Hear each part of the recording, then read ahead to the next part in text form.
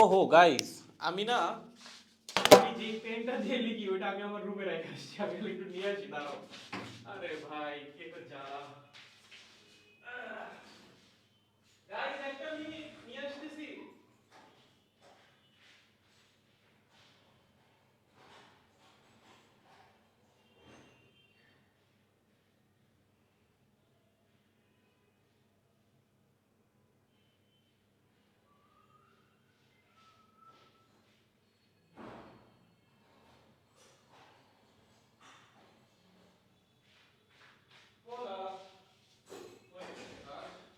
Let's go. এই কলমটা ছাড়া আসলে আমার দেখতে ভালো লাগে না। That's the প্যারা। যাই হোক।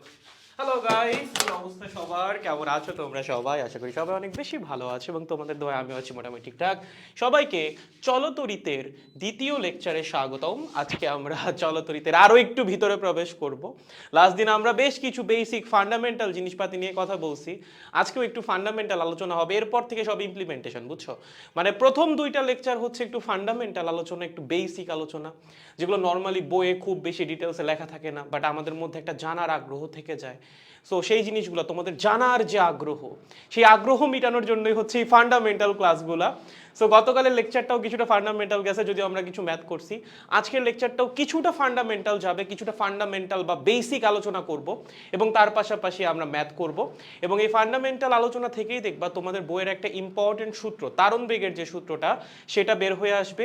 এবং একই সাথে ওহমের সূত্র, আপেক্ষিক রোধের সূত্র, সব কিছু আমরা আজকে প্রমাণ করব। কি বলেন ভাইয়া, প্রমাণ করবেন? সারা জীবন পড়ে আসছে R is equals to rho into L by A, এর তো মুখস্থ না, সব কিছুই প্রমাণ করা সম্ভব। সব কিছু আজকে তোমাদেরকে প্রমাণ করে দেখাবো। রোধ কই থেকে আসছে, আপেক্ষিক রোধ কই থেকে আসছে, ওহমের সূত্র কই থেকে আসছে, তারণ বেগের সূত্র কই থেকে আসছে। ওকে, সো আজকের লেকচারটা হালকা একটু বোরিং লাগতে পারে, যেহেতু একটু প্রমাণ টমান আছে, বাট কারো যদি জানার আগ্রহ থাকে, কারো যদি একটু ভিতরে প্রবেশ করার ইচ্ছা থাকে যে না এই জিনিসটা হয়েছে কেমনে, তাইলে খুব মজা পাবো আজকের ক্লাস করে। এবং এরপর থেকে দেখবা আমরা সব ইমপ্লিমেন্টেশন বেস পড়াশোনায় চলে যাবো, কারণ এই চ্যাপ্টারে খুব বেশি ফান্ডামেন্টাল আলোচনা নাই। ওকে, এই শুরুর দিকেই যায় একটু ফান্ডামেন্টাল আলোচনা, এরপর হচ্ছে খালি ম্যাথ, মানে ফর্মিউলা শিখবো, ম্যাথ করব, প্রসেস শিখবো, ম্যাথ করব, বাট ফান্ডামেন্টাল আলোচনা মোটামুটি এখানেই শেষ। ওকে, তাহলে আমাকে একটু জানাবেন সব কিছু ঠিকঠাক আছে কিনা, আমার কথা ঠিকঠাক শুনতে পারতেছেন কিনা, সব কিছু ঠিকঠাক দেখতে পারতেছেন কিনা। যদি সব কিছু ঠিকঠাক থাকে, আমরা দেরি করব না, আমরা শুরু করে দিব আজকের ক্লাস। আমি আবারও বলতেছি, আজকে কিন্তু একটু বেসিক নিয়ে আলোচনা হবে। আমার কাছে মনে হয় জিনিসগুলো গুরুত্বপূর্ণ, কারণ যখন তুমি একটা জিনিস বুঝে বুঝে পড়বা, তখন সেই জিনিস অনেক দিন তোমার ভিতরে থেকে যাবে। তুমি যদি খালি মুখস্থ করো, কয়েকদিন থাকবে, তারপর আর থাকবে না, তোমার আবার পড়া লাগবে। ইটস বেটার একটাবার ভালো মতো পড়ো, যেন অনেক দিন তোমার মনে থাকে এবং পরবর্তীতে দেখলে যেন সেটা আবার মনে পড়ে যায়। ওকে, তাহলে চলো আমাকে একটু জানাই দাও সবকিছু ঠিকঠাক আছে কিনা। সবকিছু ঠিকঠাক থাকলে এখনই ক্লাস শুরু হবে। Let's go people. Oh my God, গত ক্লাসের এক্সপ্লেনেশনে আমার কিছু প্রবলেম আছে। হ্যাঁ বলো কি প্রবলেম? ভাই আসসালামু আলাইকুম, আমি সিয়াম, আমার জন্য দোয়া করেন। হ্যাঁ অবশ্যই দোয়া থাকবে, সুস্থ হয়ে ওঠো তাড়াতাড়ি। অল ক্লিয়ার দাদা। এটা রেট্রো জার্সি রে, আগের জার্সি, 2014 সালের ওয়ার্ল্ড কাপের জার্সি, এটা রেট্রো। তো তখন তো দুইটাই ছিল না। যাই হোক, আচ্ছা, গত ক্লাসের কন্টেন্ট নিয়ে বা গত ক্লাসের পড়ানো নিয়ে যাদের সমস্যা আছে একটু পরে শুনি। আজকের পড়ানোটা শুরু করে নেই, দেন লাস্টে গিয়ে হচ্ছে আমি শুনবো নি, সমস্যা নাই। আমি লাস্টে যাওয়ার আগে একবার মনে করাই দিও, বা ক্লাসের মাঝখানে একবার মনে করাই দিও, অবশ্যই শুনবো নি। প্রথমে আমাদের বেশ কিছু প্রমাণ টমান আছে, সেগুলো হচ্ছে আমি একটু আগাই দিয়ে নেই, দেন আমি আগের দিনের পড়ায় আসতেছি। ওকে, প্রথমত আমাদের হোমওয়ার্ক ছিল, অ্যান্ড আই থিঙ্ক আপনারা এই হোমওয়ার্কগুলো সলভ করে ফেলতে পারছেন। দুইটা হোমওয়ার্ক দেওয়া ছিল, দুইটাই আপনাদের পারা উচিত। ইন কেস কারো কোথাও সমস্যা হয়, আমি একবার করে দিচ্ছি, অ্যান্সারটা মিলাই নাও। দেখো কি বলছে, টি এর উপর নির্ভর করে কারেন্টের একটা সমীকরণ দেওয়া আছে। বলছে টি ইজ ইকুয়ালস টু 0 থেকে টি ইজ ইকুয়ালস টু 2 সেকেন্ড সময়ে তারের প্রস্থচ্ছেদের মধ্যে দিয়ে কি পরিমাণ আধান প্রবাহিত হবে। বলো কেমনে করবা? খুবই সহজ, যদি আমাদেরকে কারেন্টের ফাংশন দিয়ে দেয়, সেখান থেকে প্রবাহিত চার্জের মান বের করতে বলে, কিভাবে লিখবো? আমরা জানি কারেন্টের সমীকরণ হচ্ছে ডি কিউ বাই ডিটি। আমার লাগবে চার্জ, তার মানে D Q is equals to I D T. এখন এখান থেকে আমি টোটাল চার্জ কেমনে বের করব? এর তো খুব অল্প চার্জ, ডিটি সময়ে প্রবাহিত চার্জ। আমার লাগবে 0 থেকে 2 সেকেন্ড পর্যন্ত কতটুকু চার্জ প্রবাহিত হয়েছে, ইন্টিগ্রেশন করা লাগবে। কন্টিনিউয়াস যে কোনো কিছুর যোগ আমরা কিভাবে করি? ইন্টিগ্রেশনের মাধ্যমে। ওকে, এখন আমাকে বলো ইন্টিগ্রেশন কার সাপেক্ষে? টি এর সাপেক্ষে, টাইমের সাপেক্ষে। তার মানে ইন্টিগ্রেশনের লিমিট হিসাবে কি বসবে? টাইম। তুমি কত সময় থেকে কত সময় পর্যন্ত প্রবাহিত চার্জ বের করতে চাও? টি ইজ ইকুয়ালস টু 0 থেকে টি ইজ ইকুয়ালস টু 2 সেকেন্ড পর্যন্ত। তার মানে আমরা হিসাব শুরু করব 0 সেকেন্ড থেকে, হিসাব চালাবো 2 সেকেন্ড পর্যন্ত। তাহলে লোয়ার লিমিট হবে 0, আপার লিমিট হবে কত? 2। বুঝতে পেরেছেন? সো ইন্টিগ্রেশনটা করলেই আমাদের প্রবাহিত টোটাল চার্জ বের হয়ে যাবে। বলো আই কত? আই হচ্ছে 3t square plus 2t plus 5 D T, limit হচ্ছে 0 থেকে 2। ওকে, যদি ইন্টিগ্রেশন করি এখানে আসবে হচ্ছে টি কিউব প্লাস টি স্কোয়ার্ড প্লাস 5t, লিমিট কত? 0 থেকে 2।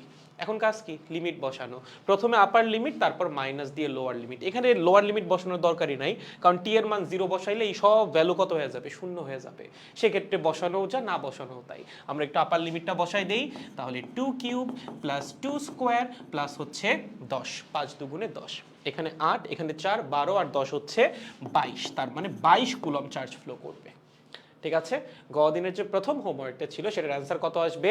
22 কুলম। বুঝার কথা, কোনো কনফিউশন নাই, শিওর? এই সিমিলার ম্যাথ আমরা লাস্ট দিনও করছিলাম, ওই একই নিয়ম, খালি লিমিটটার ব্যাপারে কেয়ারফুল। লিমিট কই থেকে কই নিব?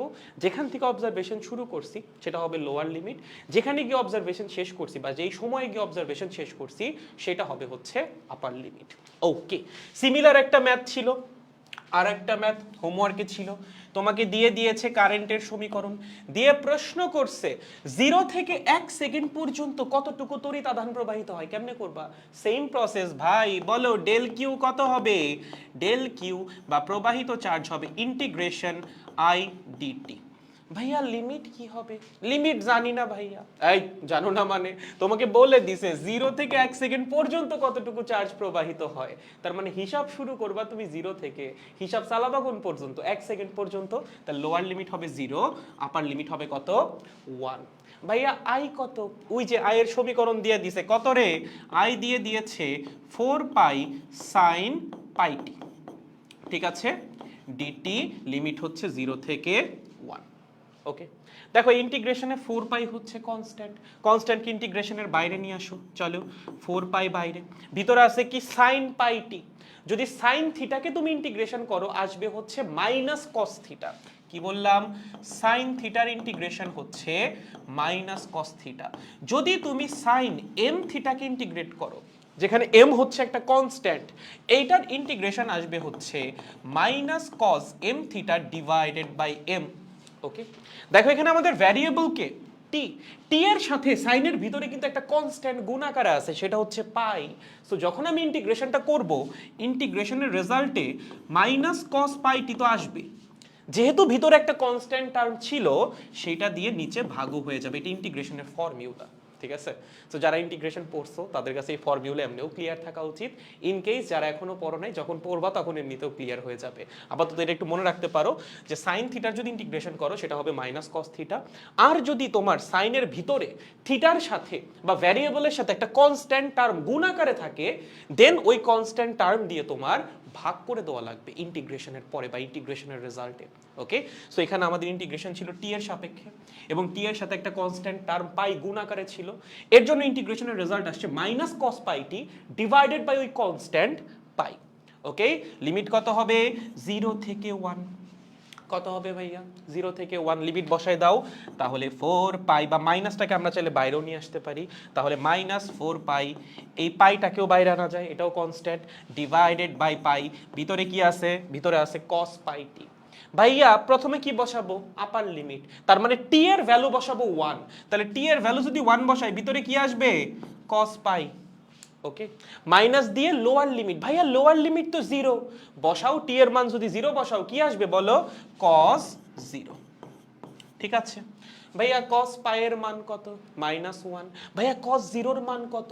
1। তাহলে যদি এখান থেকে হিসাবটা করি, -4 ইন্টু পাই পাই কাটাকাটি যাবে, ভিতরে থাকবে -1 -1, দ্যাট মিনস হচ্ছে +8 কুলম। মাইনাসে মাইনাসে প্লাস হয়ে যাবে, 4 ইন্টু 2 হচ্ছে 8। তার মানে 1 সেকেন্ড পর্যন্ত, 0 সেকেন্ড থেকে 1 সেকেন্ড পর্যন্ত চার্জ প্রবাহিত হবে কতটুকু? 8 কুলম। তার মানে ফর্মুলাতে কোনো চেঞ্জ নাই, ফর্মুলা সেম, তোমার জাস্ট ইন্টিগ্রেশনটা জানা লাগবে যে ইন্টিগ্রেশনের রেজাল্টটা কি আসে। ওকে, এটা জানলেই লিমিটটা বসাই দিলেই তোমার অ্যান্সার চলে আসবে 8 কুলম। পারবো? Sure, very good. সো এটা ছিল হচ্ছে সেকেন্ড হোমওয়ার্কের প্রথম ম্যাথ। সেকেন্ড হোমওয়ার্কের যে সেকেন্ড ম্যাথ, সেখানে আবার টাইমটা চেঞ্জ করে দিছিল, বাট প্রবাহিত চার্জের মান বের করতে বলছিল 1 থেকে 2 সেকেন্ড পর্যন্ত। এই যে একই কারেন্টের সমীকরণ দেওয়া আছে, এবার বলছে 1 থেকে 2 সেকেন্ড পর্যন্ত কতটুকু তড়িৎ আধান প্রবাহিত হবে। বলো চেঞ্জটা কোথায় আসবে? চেঞ্জ আসবে লিমিটে, বাকি সব কিছু সেম। আগের বার চার্জ বের করছিল 0 থেকে 1 পর্যন্ত, এর জন্য লোয়ার লিমিট বসাইছিল 0, আপার লিমিট বসাইছিল 1। এইবার তোমার চার্জ বের করতে বলছে 1 থেকে 2 পর্যন্ত। এইবার কি তুমি লোয়ার লিমিট 0 বসাবা? তুমি কি 0 থেকে হিসাব করতেছো? না, তুমি হিসাব করতেছো 1 থেকে বা 1 সেকেন্ড থেকে। তার মানে এইবার তোমার ইন্টিগ্রেশনের লোয়ার লিমিট হবে 1। কোন পর্যন্ত বা কোন সময় পর্যন্ত হিসাব করতেছো? 2 সেকেন্ড পর্যন্ত। তার মানে ইন্টিগ্রেশনের আপার লিমিট হবে হচ্ছে 2। তাহলে এখান থেকে যদি আমরা প্রবাহিত চার্জ বের করতে যাই ভাইয়া, del Q is equals to integration I D T limit 1 থেকে 2। ঠিক আছে, আই কত? আই হচ্ছে integration 4 pi sine pi T D T limit 1 থেকে 2। আবার যদি তুমি ইন্টিগ্রেশন করো সেম জিনিস আসবে ভাইয়া। ইন্টিগ্রেশন করলে এখানে আসবে হচ্ছে 4 পাইকে বাইরে নিয়ে আসি, সাইন পাইটিকে ইন্টিগ্রেশন করলে মাইনাস কস পাইটি, যেহেতু ভিতরে একটা কনস্ট্যান্ট আছে সেই কনস্ট্যান্ট দিয়ে ভাগ, লিমিট 1 থেকে 2। সহজ একদম। পারবো? Sure, very good. সো এখান থেকে পাইটাকে যদি বাইরে নিয়ে আসো তাহলে আসবে 4, সামনে আছে -4, ভিতরে থাকবে হচ্ছে cos পাই টি লিমিট 1 থেকে 2। ঠিক আছে, লিমিট কত? 1 থেকে 2। সো এখান থেকে যদি আমরা লিমিটের মান বসাই দিই তাহলে -4, ভিতরে হচ্ছে আচ্ছা এখান থেকে পাই কেমনে গেল? উপরে পাই ছিল, নিচে পাই ছিল, কাটাকাটি চলে গেছে। পাই তো কনস্ট্যান্ট, কনস্ট্যান্টকে বাইরে নিয়ে আসা যায় ইন্টিগ্রেশনে। ওকে, সো প্রথমে বসাও আপার লিমিট। আপার লিমিট কত? 2, দ্যাট মিন্স cos 2 পাই। ঠিক আছে, মাইনাস দিয়ে লোয়ার লিমিট, লোয়ার লিমিট কত? 1। তাহলে টি এর জায়গায় যদি 1 বসাই আসবে হচ্ছে cos পাই। বলো cos 2 পাই বা cos 360 ডিগ্রির মান কত? 0 ভাইয়া, সরি 0 না 1। কত? 1। তাহলে আসবে -4, এখানে আসবে 1। ভাইয়া cos পাই এর মান কত? cos পাই এর মান হচ্ছে -1, সামনে একটা মাইনাস আছে, মাইনাসে মাইনাসে কি হয়ে যাবে? Plus, that means +1। তার মানে আসবে -8 কুলম। ভাইয়া চার্জ -8 কুলম, এটা কেমনে সম্ভব? এটা সম্ভব যখন কারেন্টটা হচ্ছে এসি কারেন্ট। এখানে যে কারেন্টের সমীকরণ দেওয়া আছে এটা এসি কারেন্টের সমীকরণ, এবং এসি কারেন্ট দেখতে কিরকম হয়? এসি কারেন্ট দেখতে হয় এরকম। ঠিক আছে, অর্ধেক সময় একদিকে ফ্লো করে, বাকি অর্ধেক সময় আর একদিকে ফ্লো করে। এটা আমরা পড়বো চ্যাপ্টার 5-এ। এটা আমরা কোথায় পড়বো? চ্যাপ্টার 5-এ। ওকে, একটা সার্টেন টাইম পিরিয়ড থাকে, অনেকটা পিরিয়ডিক মোশনের মতো। সেই পর্যায়কালের অর্ধেক সময় কারেন্ট ফ্লো করে একদিকে, বাকি অর্ধেক সময় কারেন্ট ফ্লো করে আর একদিকে। সো 0 থেকে 1 সেকেন্ড পর্যন্ত কারেন্ট একদিকে ফ্লো করতেছিল, এর জন্য প্রবাহিত চার্জের মান আসছিল প্লাস। 1 থেকে 2 সেকেন্ড পর্যন্ত কারেন্ট ফ্লো করতেছে আবার আর একদিকে, এর জন্য যেহেতু কারেন্টের ডিরেকশন চেঞ্জ হয়ে গেছে, প্রবাহিত চার্জের মান চলে আসছে মাইনাস। সো প্রবাহিত চার্জের মান মাইনাস আসছে মানে কি?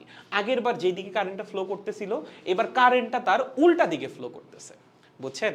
সো জিনিস খুব সহজ, রেজাল্ট মাইনাস আসলেও কনফিউজ হওয়ার কিছু নাই। তুমি যদি ক্যালকুলেশন প্রপারলি করো, তোমার যেই রেজাল্ট আসবে সেইটাই অ্যান্সার। তাহলে এই ফর্মুলা দিয়েই আমরা এই ম্যাথগুলো করতে পারবো। এখানে নতুন কোনো ফর্মুলা নাই, আপনার শুধুমাত্র ইন্টিগ্রেশনটা পারা লাগবে। যদি ইন্টিগ্রেশন পারেন, এই টাইপের ম্যাথে আটকানোর কোনো সুযোগই নাই। আমি আরেকটাবার বলে দিই, এখানে যে ইন্টিগ্রেশনের ফর্মুলাটা, সেটা হচ্ছে যদি তোমার কাছে এরকম কিছু থাকে, integration sine theta D theta, থিটার সাপেক্ষে ইন্টিগ্রেশন, সাইনের ভিতরে থিটা বাদে আর কিছু আছে? নাই। তাহলে ইন্টিগ্রেশনের রেজাল্ট হবে শুধুমাত্র মাইনাস কস থিটা। যদি এরকম হয় সাইন কে থিটা ডি থিটা, যেখানে কে হচ্ছে একটা কনস্ট্যান্ট, ওকে, তাহলে এখানে থিটার সাপেক্ষে ইন্টিগ্রেশন, সাইনের ভিতরে থিটা ছাড়াও একটা কনস্ট্যান্ট টার্ম আছে কে, এই ইন্টিগ্রেশনের রেজাল্ট আসবে minus cos K theta divided by K.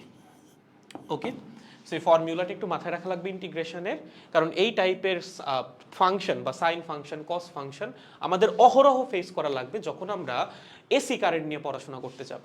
ওকে, যখন আমরা এসি কারেন্ট পড়বো চ্যাপ্টার 5-এ, তখন দেখবা যে এই টাইপের ইকুয়েশন আমাদের হর হামেশাই লাগতেছে, ইন্টিগ্রেট বা ডিফারেন্সিয়েশন করা লাগতেছে। সো সাইন কজের ডিফারেন্সিয়েশন এবং ইন্টিগ্রেশনটা একটু জানা থাকা লাগবে। পারবো? শিওর? দেখো তো অ্যান্সার মিলছে নাকি, কারো কোনো কনফিউশন আছে? এই কোনো কনফিউশন আছে নাকি? আরে দাদা নাকি? এই বাট আবার বলেন না না না ভাই 5t না, শুধু 5। এই বেটা ইন্টিগ্রেশনের পর কি 5t 5 হয়ে যাবে না, সরি 5 5t হয়ে যাবে না? 5 কে যখন তুমি ইন্টিগ্রেশন করবা, ইন্টিগ্রেশন 5 dt, এটার রেজাল্ট কি আসবে? এটার রেজাল্ট আসবে 5t। ঠিক আছে, সো 5 কে যখন আমরা t এর সাপেক্ষে ইন্টিগ্রেশন করব, তখন এখানে 5t চলে আসবে আফটার দ্য ইন্টিগ্রেশন। ওকে, যদি গুণ আকারে থাকে কনস্ট্যান্ট, তখন সেই কনস্ট্যান্টকে বাইরে আনা যায়, যোগ আকারে থাকলে আনা যায় না, সেটাকে ইন্টিগ্রেশন করা লাগে। ওকে, গুড। সো এই পর্যন্ত ক্লিয়ার আই গেস। আসো এখন হচ্ছে নতুন টপিক শুরু। ভাইয়া নতুন টপিক কি? নতুন টপিক হচ্ছে ক্লাসিক্যাল স্টোরি অফ কারেন্ট, যেটার অর্ধেক আমরা আগের দিন পড়ছি। থিওরিটিক্যাল আলোচনা আমাদের সবই করা হয়ে গেছে classical story of current, mathematical আলোচনাটা করা বাকি। আগের দিন আমরা দেখছি না একটা পরিবাহীর মধ্যে কিভাবে ইলেকট্রন নড়াচড়া করে। বলো তো একটা বিচ্ছিন্ন পরিবাহীতে ইলেকট্রন কি হয়, গতিশীল নাকি স্থির? অবশ্যই গতিশীল। কিভাবে? র্যান্ডম মোশনে, কত ভেলোসিটিতে? অলমোস্ট 10⁵ মিটার পার সেকেন্ড বেগে। যখন আমরা ব্যাটারি কানেক্ট করি, ইলেকট্রিক ফিল্ড আসে, এসে ইলেকট্রনকে একটা নির্দিষ্ট দিক বরাবর গতিশীল করে। ইলেকট্রন কি জাস্ট একদিকেই যায়? না, ইলেকট্রনের মধ্যে র্যান্ডম মোশনও থাকে, আবার একই সাথে ইলেকট্রন কিছুটা কিছুটা করে সামনেও আগায়। এটাই ছিল ক্লাসিক্যাল স্টোরি অফ কারেন্ট, বা এটাকে বলা হয় হচ্ছে ইলেকট্রন গ্যাস থিওরি।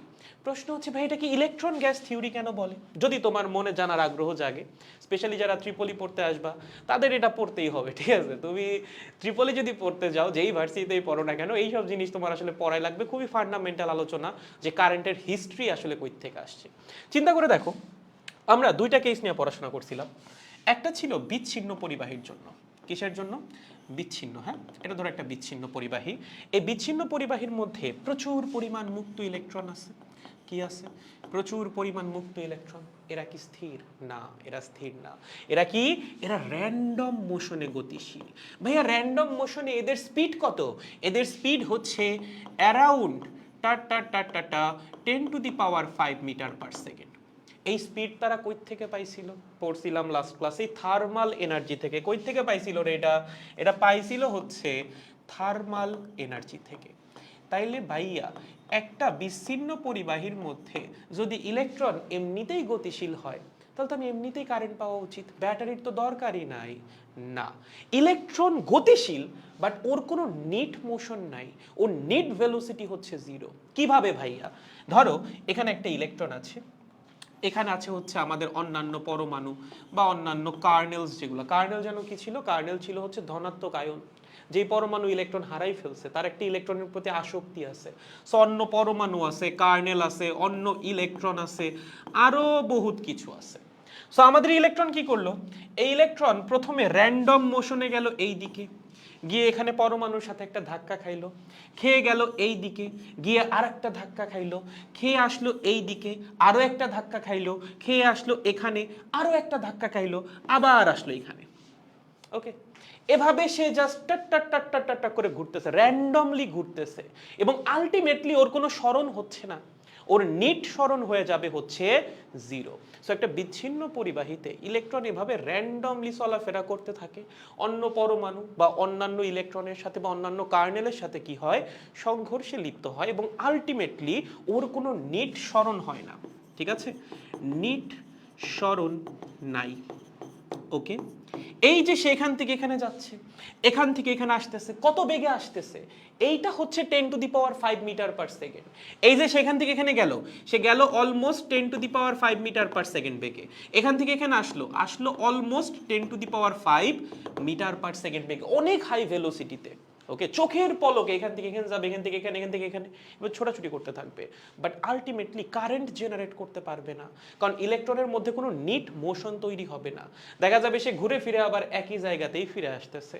ঠিক এই কারণেই এভারেজ ভেলোসিটিটাও কত চলে আসে, বিচ্ছিন্ন অবস্থায় 0 চলে আসে। বুঝতে পেরেছেন? গুড। এখন আমি যদি এখানে একটা ব্যাটারি কানেক্ট করে দিই, কি করে দিই, ব্যাটারি কানেক্ট করে দিই, তাহলে কি হবে? ধরো আমি এখানে কানেক্ট করে দিয়েছি একটা ব্যাটারি এই পরিবাহীর চারপাশে এবং কানেক্টিং ওয়্যার, তার মানে এই এই এই এই এই, ওকে। এইবার কি হবে? এইবার কি ইলেকট্রনের র্যান্ডম মোশন চলে যাবে ভাইয়া? The answer is no. Electron এখনো র্যান্ডম মোশনে গতিশীল থাকবে। ভাই থার্মাল এনার্জি তুমি কি আটকাইতে পারবা? থার্মাল এনার্জি আসতেছে পরিবেশ থেকে, ইলেকট্রন সেটাকে অ্যাবজর্ব করতেছে, সেটাকে আমরা কিভাবে আটকাবো? সে তো এনার্জি পাইলেই গতিশীল হয়ে যাবে। সো ইলেকট্রনের মধ্যে র্যান্ডম মোশন এখনো থাকবে, বাট সাথে সাথে আরো এক রকমের মোশন ইলেকট্রনের মধ্যে ক্রিয়েট হবে। কি বলেন ভাইয়া, আরো এক রকমের মোশন কেন ক্রিয়েট হবে? কারণ আমরা যখন ব্যাটারি কানেক্ট করব, ব্যাটারির এই প্রান্তে আছে প্লাস, এই প্রান্তে আছে মাইনাস, দ্যাট মিনস এই বরাবর আছে হচ্ছে একটা ইলেকট্রিক ফিল্ড। ওকে, যেখানে ইলেকট্রিক ফিল্ড আছে সেখানে যদি একটা চার্জ স্থাপন করা হয়, সেই চার্জের উপর ইলেকট্রিক ফিল্ড কি করবে? একটা বল প্রয়োগ করবে। ধরো এখানে একটা ইলেকট্রিক ফিল্ড আছে ই, ওকে। তুমি কি করেছো? এই ইলেকট্রিক ফিল্ডের মধ্যে একটা ইলেকট্রনকে আইনা স্থাপন করছো। কাকে? একটা ইলেকট্রনকে। বললা দেখি স্থাপন করে কেমন লাগে, ঠিক আছে? বলো ইলেকট্রনের উপর একটা বল কাজ করবে নাকি করবে না? অবশ্যই করবে। কোন দিকে? ইলেকট্রন কেমন চার্জ? নেগেটিভ চার্জ বা negative charge carrier. Negative charge electric ফিল্ডের বিপরীত দিকে বল লাভ করে। তার মানে ইলেকট্রন বল লাভ করবে কোন দিকে? ইলেকট্রন বল লাভ করবে এই দিক বরাবর। ভাইয়া সেই বলের মান কত হবে? সেই বলের মান হবে হচ্ছে ইলেকট্রনের চার্জের মান মাল্টিপ্লাইড বাই ইলেকট্রিক ফিল্ডের মান। তাইলে আগে ছিল শুধুমাত্র থার্মাল এনার্জি, এইবার চলে আসছে ইলেকট্রিক ফিল্ড। ইলেকট্রিক ফিল্ড এসে কি করবে? ইলেকট্রনগুলোকে এই দিক বরাবর গতিশীল করার চেষ্টা করবে। যখন ইলেকট্রিক ফিল্ড ইলেকট্রনগুলোকে এই দিক বরাবর গতিশীল করার চেষ্টা করবে, তখনকার সিনারিওটা কীরকম?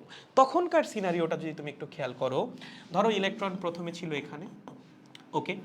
এখানে একটা পরমাণু আছে, কোথায়?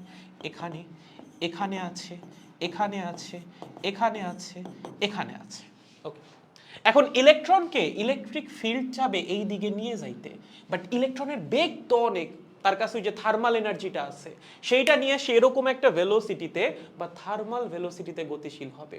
র্যান্ডম মোশন কিন্তু ইলেকট্রন থেকে চলে যাবে না, সে এখনো র্যান্ডমলি এভাবে ছোটাছুটি করতে থাকবে। বাট এই ইলেকট্রিক ফিল্ডের প্রভাবে র্যান্ডম মোশনের পাশাপাশি আরো এক রকমের মোশন তৈরি হবে, যেটাকে বলা হয় ড্রিফট মোশন। কি বলা হয়? Drift motion. সেই মোশনটা দেখতে কিরকম হবে? আলটিমেটলি জিনিসটা দেখতে হবে এরকম, ইলেকট্রন প্রথমে এখানে আসবে, কেন? র্যান্ডম মোশনের জন্য। দেন এখানে আসবে, কেন? র্যান্ডম মোশনের জন্য। দেন এখানে আসবে, কেন? র্যান্ডম মোশনের জন্য। দেন এখানে, দেন এখানে, এগুলা কি সব ধাক্কা খাইতেছে। এখানে আসছে, প্রথমে দিক যা চাইছিল, সামনে একটা পরমাণু পড়ে গেছে, ধাক্কা খাইছে, ধাক্কা খেয়ে আসছে এখানে, দেন আবার ধাক্কা খাইছে, খায় আসছে এখানে, আবার ধাক্কা খাইছে, খায় আসছে এখানে, এখানে এসে আবার ধাক্কা খাইছে, খায় আসছে এখানে। এবং ধরো এই ধাক্কাটা খায় ইলেকট্রন চলে আসছে এবার এখানে, ওকে। তাহলে এই যে তার র্যান্ডম মোশনটা হইল, এইবারের র্যান্ডম মোশন ইলেকট্রনের কি নিট সরণ আছে নাকি নাই? অবশ্যই আছে। যদি তুমি ইলেকট্রিক ফিল্ড না দাও বা ইলেকট্রিক ফিল্ড যদি অ্যাবসেন্ট থাকে, তাহলে ইলেকট্রন ধাক্কা টাক্কা খায় আবার আগের জায়গাতেই ফিরে আসবে। ওকে, হাইপোথিসিস জিনিসটা, ধাক্কা টাক্কা খেয়ে আবার আগের জায়গাতেই চলে আসবে, মানে কোনো নিট সরণ বা কোনো নিট ভেলোসিটি থাকবে না। বাট এইবার সে র্যান্ডম মোশনে গতিশীল ঠিক আছে, বাট আরও একটা প্রভাব তার উপর আছে, আরও একটা মোশন তার মধ্যে আছে, সেটা হচ্ছে ড্রিফট মোশন। এবং এই ড্রিফট মোশনের জন্য বা এই ইলেকট্রিক ফিল্ডের প্রভাবে র্যান্ডম মোশনের পাশাপাশি সে কিছুটা সামনেও আগায় আসবে। কোন দিক বরাবর? ইলেকট্রিক ফিল্ড তার উপর যেই দিকে বল প্রয়োগ করবে সেই দিক বরাবর। সো দেখা যাবে এইবার ইলেকট্রন টুকটুক করে অল্প একটু আগাচ্ছে, অনেক বেশি আগাবে না, অনেক বেশি না। এই যে সে আগাইছে না, অল্প একটু আগাইছে, এই ভেলোসিটি হবে অ্যাপ্রক্স 10⁻⁻⁴ মিটার পার সেকেন্ড। সে যে এখান থেকে এখানে গেছে সেটা হচ্ছে 10⁵ মিটার পার সেকেন্ড বেগে। এভাবে সে ধাক্কা খাইতে খাইতে খাইতে খাইতে দেখা যাবে অল্প একটু আগাইছে, এবং কতটুকু আগাচ্ছে, কি হারে আগাচ্ছে, প্রতি সেকেন্ডে 10⁻⁻⁴ মিটার হারে। তার মানে ইলেকট্রন যদি এখানে থাকে সেভাবে ধাক্কা ধাক্কা ধাক্কা ধাক্কা খেয়ে দেখা যাবে 1 সেকেন্ডে আসছে 10⁻⁴ মিটার।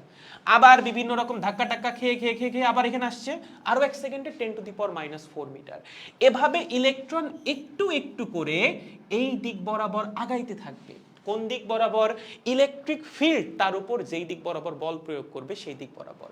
সো আমরা মনে করি ইলেকট্রন মনে হয় খুব সুন্দর মতো রিল্যাক্সে সরল পথে আগায়। না, ইলেকট্রন সরল পথে আগায় না।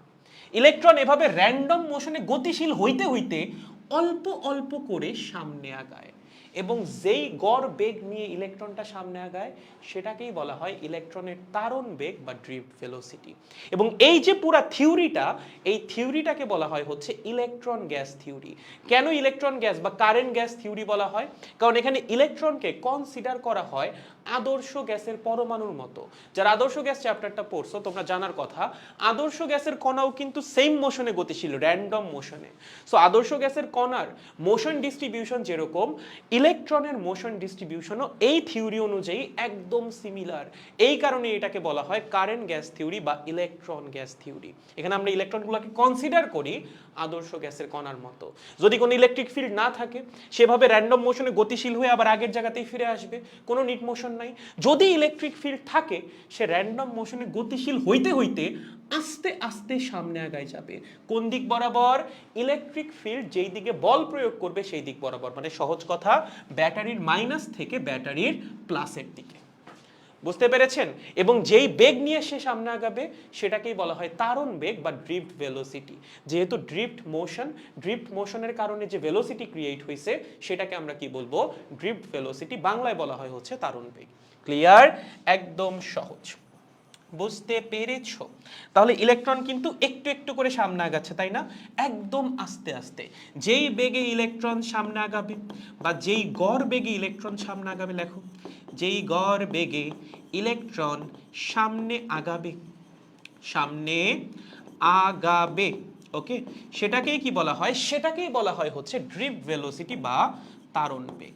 সেটাকেই বলা হয় ড্রিফট ভেলোসিটি, ড্রিফট ভেলোসিটি অথবা তারণ বেগ।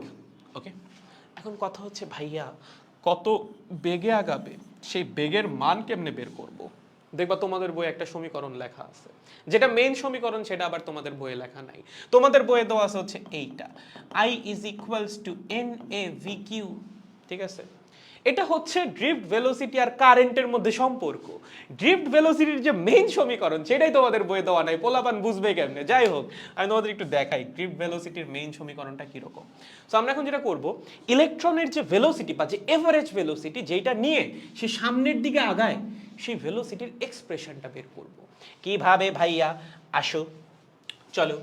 ধরো তোমার কাছে এই হচ্ছে একটা ওয়্যার বা একটা পরিবাহী, তার সাথে কানেক্টিং ওয়্যার আছে, এবং তার থ্রুতে আমরা কি করেছি? একটা ব্যাটারি কানেক্ট করছি। এটা ব্যাটারি প্লাস মাইনাস, এই পাশে প্লাস এই পাশে মাইনাস, এখানে কি আছে? Electron electron electron. ফাইন। এখন আমার একটা কথা বলো, ধরো আমি যে ব্যাটারিটা এখানে কানেক্ট করছি সেইটার ভোল্টেজ হচ্ছে ভি, লেটস সাপোজ কত? ভি। এখানে যে তার আছে সেই তারের দৈর্ঘ্য হচ্ছে এল। কত? এল, ধরে নিলাম এল। এখন এখানে যেহেতু আমি একটা ভোল্টেজ অ্যাপ্লাই করছি, স্বাভাবিক এই পাশে হাই ভোল্টেজ এই পাশে লো ভোল্টেজ, একটা ইলেকট্রিক ফিল্ড তো তৈরি হবে। ইলেকট্রিক ফিল্ড কোন দিক থেকে কোন দিকে তৈরি হয়? প্লাস থেকে মাইনাসের দিকে। সো আমরা এই দিক বরাবর একটা ইলেকট্রিক ফিল্ড পাবো। ওকে, এদিক বরাবর কি পাবো? একটা ইলেকট্রিক ফিল্ড পাবো। যেহেতু ইলেকট্রিক ফিল্ড পাবো, সেই ইলেকট্রিক ফিল্ড কি করবে? ইলেকট্রনের উপর বল প্রয়োগ করবে। কতখানি বল প্রয়োগ করবে? প্রযুক্ত বলের মান হবে ইলেকট্রনের চার্জ ইনটু ইলেকট্রিক ফিল্ডের মান, তাই তো? ইলেকট্রনের চার্জ মাল্টিপ্লাইড বাই ইলেকট্রিক ফিল্ডের মান। তুমি যদি ইলেকট্রনকে এই ই মানের একটি ইলেকট্রিক ফিল্ডের মধ্যে বসাও, সে এতখানি বল ফেস করবে, বা ইলেকট্রিক ফিল্ড ইলেকট্রনের উপর এতখানি বল প্রয়োগ করবে। যখন একটা বস্তুর উপর বল প্রয়োগ করা হয় তার কি হয়? ত্বরণ হয়। বল এবং ত্বরণের মধ্যে সম্পর্ক কি? নিউটনের গতির দ্বিতীয় সূত্র, F is equals to ma। তাহলে আমরা লিখতে পারি F মানে ইলেকট্রনের উপর প্রযুক্ত বল। এই বলটা কার উপর কাজ করতেছে? ইলেকট্রনের উপর। বলটা দিচ্ছে কে? বল দিচ্ছে হচ্ছে ইলেকট্রিক ফিল্ড বা ব্যাটারি দিচ্ছে। তাহলে ইলেকট্রনের উপর প্রযুক্ত বল কি হবে? ইলেকট্রনের ভর মাল্টিপ্লাইড বাই ইলেকট্রনের ত্বরণ। তার মানে এই যে ত্বরণটা এখানে তৈরি হয়েছে, এই ত্বরণ কই থেকে তৈরি হয়েছে? ইলেকট্রিক ফিল্ড এই ত্বরণ তৈরি করছে ইলেকট্রনের মধ্যে। বুঝেছেন? Is equals to what? E into E. তাহলে এখান থেকে লেখা যায় ত্বরণ is equals to E into E divided by M. এখানে ই হচ্ছে ইলেকট্রনের চার্জ, ই হচ্ছে ব্যাটারি মানে ক্যাপিটাল ই যেটা সেটা হচ্ছে ব্যাটারির জন্য তৈরি হয় এখানে ইলেকট্রিক ফিল্ডের মান, ডিভাইডেড বাই এম হচ্ছে ইলেকট্রনের ভর। ওকে, এতটুকু নিয়ে কোনো সমস্যা নাই। Very good. এখন আমরা একটু ইলেকট্রন নিয়ে অ্যানালাইসিস করি। ধরো আমরা তিনটে ইলেকট্রন নিয়ে কাজ করব। কয়টা? তিনটে ইলেকট্রন। ধরো এখানে আমার প্রথম ইলেকট্রন আছে। ওকে, এখানে আছে হচ্ছে আমার অন্য একটা পরমাণু, এখানে আছে হচ্ছে আমার আর একটা পরমাণু, লেটস সাপোজ। এবং এখানে আছে আমার দ্বিতীয় ইলেকট্রন। ওকে, এখানে আছে হচ্ছে আমার একটা পরমাণু, এখানে আছে আমার আর একটা পরমাণু। ওকে, এবং ধরো এইটা হচ্ছে আমার আরো একটা ইলেকট্রন। কোনটা? এইটা। এখানে আছে হচ্ছে আমার একটা পরমাণু, এখানে আছে আমার আর একটা পরমাণু। কি হইছে? এই ইলেকট্রন বুঝা, একটা বুঝলেই সবগুলো বুঝে যাবা। ইলেকট্রন প্রথমে এখানে এসে একটা পরমাণুতে ধাক্কা খাচ্ছে, দেন ধাক্কা খেয়ে আবার যাচ্ছে এখানে গিয়ে আরো একটা ধাক্কা খাচ্ছে। এর মধ্যে বেশ কয়েকটা কাহিনী ঘটতেছে। প্রথমত, যেহেতু ইলেকট্রিক ফিল্ড দোয়ায় ইলেকট্রনের মধ্যে একটা ত্বরণ তৈরি হয়েছে, তাহলে ইলেকট্রনের বেগ তো কনস্ট্যান্ট থাকা উচিত না। ইলেকট্রনের বেগ কি হওয়া উচিত? বৃদ্ধি পাওয়া উচিত। বাট লাস্ট ক্লাসে আমরা পড়ছিলাম ইলেকট্রনের বেগ কনস্ট্যান্ট থাকে। কেন থাকে? কারণ যখনই ইলেকট্রনের বেগটা বৃদ্ধি পাইতে যায় বা একটু বৃদ্ধি পায়, সে আর একজনের সাথে খায় ধাক্কা। ধাক্কা খাইলে বেগটা আবার কমে যায়, আবার একটু বৃদ্ধি পাইতে যায়, সে খায় আর একটা ধাক্কা। ধাক্কা খাইলে বেগ আবার কমে যায়। সো এভাবে ইলেকট্রনের বেগ একটু বাড়তে যায়, ধাক্কা খেয়ে আবার কমে, আবার একটু বাড়তে যায়, ধাক্কা খেয়ে আবার কমে, এবং এইভাবে প্রসেসটা চলতেই থাকে। সো আমরা ধৈরাই নেই যে ইলেকট্রন একটা মোটামুটি কনস্ট্যান্ট ভেলোসিটি মেইনটেইন করে চলতেছে। তার মানে সিনারিও হচ্ছে এরকম যে ইলেকট্রনটা প্রথমে যখন গতিশীল হয়, সে গতিশীল হয় হচ্ছে থার্মাল ভেলোসিটি নিয়ে। ধরো U1 হচ্ছে প্রথম ইলেকট্রনের থার্মাল ভেলোসিটি। ওকে, দেন এই যে সে গতিশীল হইল, এই পথে কি তার ত্বরণ আছে নাকি নাই? ভাই ইলেকট্রিক ফিল্ড যেহেতু আছে, ইলেকট্রিক ফিল্ড ইলেকট্রনের উপর বল প্রয়োগ করতেছে, বল যেহেতু প্রয়োগ করতেছে ইলেকট্রনের একটা ত্বরণ আছে, এবং ত্বরণ যেহেতু আছে ইলেকট্রনের বেগ একটু হইলেও বৃদ্ধি পাবে। সো দেখা যাবে এখান থেকে এখানে আসতে আসতে ইলেকট্রনের বেগ কিছুটা বৃদ্ধি পেয়ে গেছে, এবং বৃদ্ধি পেয়ে কত হইছে? বৃদ্ধি পেয়ে হইছে v1। দেন আবার ধাক্কা খাইছে। ধাক্কা খেলে কি হবে? বেগ আবার কমে যাবে, দেখা যাবে বেগ কমে আবার আগের বেগের সমান হয়ে গেছে। দেন বেগ আবার কিছুটা বৃদ্ধি পাচ্ছে, বৃদ্ধি পেয়ে ধাক্কা খাওয়ার আগে আবার হচ্ছে v1। দেন ধাক্কা খাবে, ধাক্কা খেয়ে আবার কমবে, আবার হবে u1। মানে বেগ u1 থেকে v1 এর মধ্যে বাড়তে থাকবে কমতে থাকবে, বাড়তে থাকবে কমতে থাকবে। প্রথমে বেগ u1, এটা হচ্ছে থার্মাল ভেলোসিটি। অ্যাক্সিলারেশনের জন্য এই পথ জুড়ে বেগ কিছুটা বৃদ্ধি পাবে, ধাক্কা খাবে, বেগ কমে আবার u1। দেন এই পথ জুড়ে বেগ আবার কিছুটা বৃদ্ধি পাবে কারণ অ্যাক্সিলারেশন আছে, হয়ে গেছে v1। আবার ধাক্কা খাবে, ধাক্কা খেয়ে আবার u1। তার মানে প্রথমে যাত্রা পথে বেগটা বাড়বে, ধাক্কা খেয়ে বেগ কমে আবার আগেরটা হয়ে যাবে, দেন যাত্রা পথে আবার বেগ কিছুটা বাড়বে, ধাক্কা খেয়ে বেগ কমে আবার আগেরটা হয়ে যাবে, এবং এই প্রসেস চলতেই থাকবে। বুঝতে পেরেছো? গুড। সেম কাহিনী সেকেন্ড ইলেকট্রনের জন্য। সেকেন্ড ইলেকট্রনটা প্রথমে আসবে এখানে, ঠিক আছে, এখানে ধাক্কা খাবে, ধাক্কা খেয়ে যাবে আবার এখানে, আবার ধাক্কা খাবে, আবার কোনো না কোনো দিকে যাবে। সো দেখা যাবে সেকেন্ড ইলেকট্রনের বেগ প্রথমে ধরো ছিল u2, এই পথে যাইতে যাইতে বেগ কিছুটা বৃদ্ধি পাইছে, বৃদ্ধি পেয়ে হইছে v2। দেন হচ্ছে খাইছে ধাক্কা, ধাক্কা খেয়ে বেগ কমে গেছে, কমে হইছে আবার আগেরটা u2। দেন এই পথে যাইতে যাইতে বেগ আবার কিছুটা বৃদ্ধি পাইছে, বৃদ্ধি পেয়ে হইছে v2।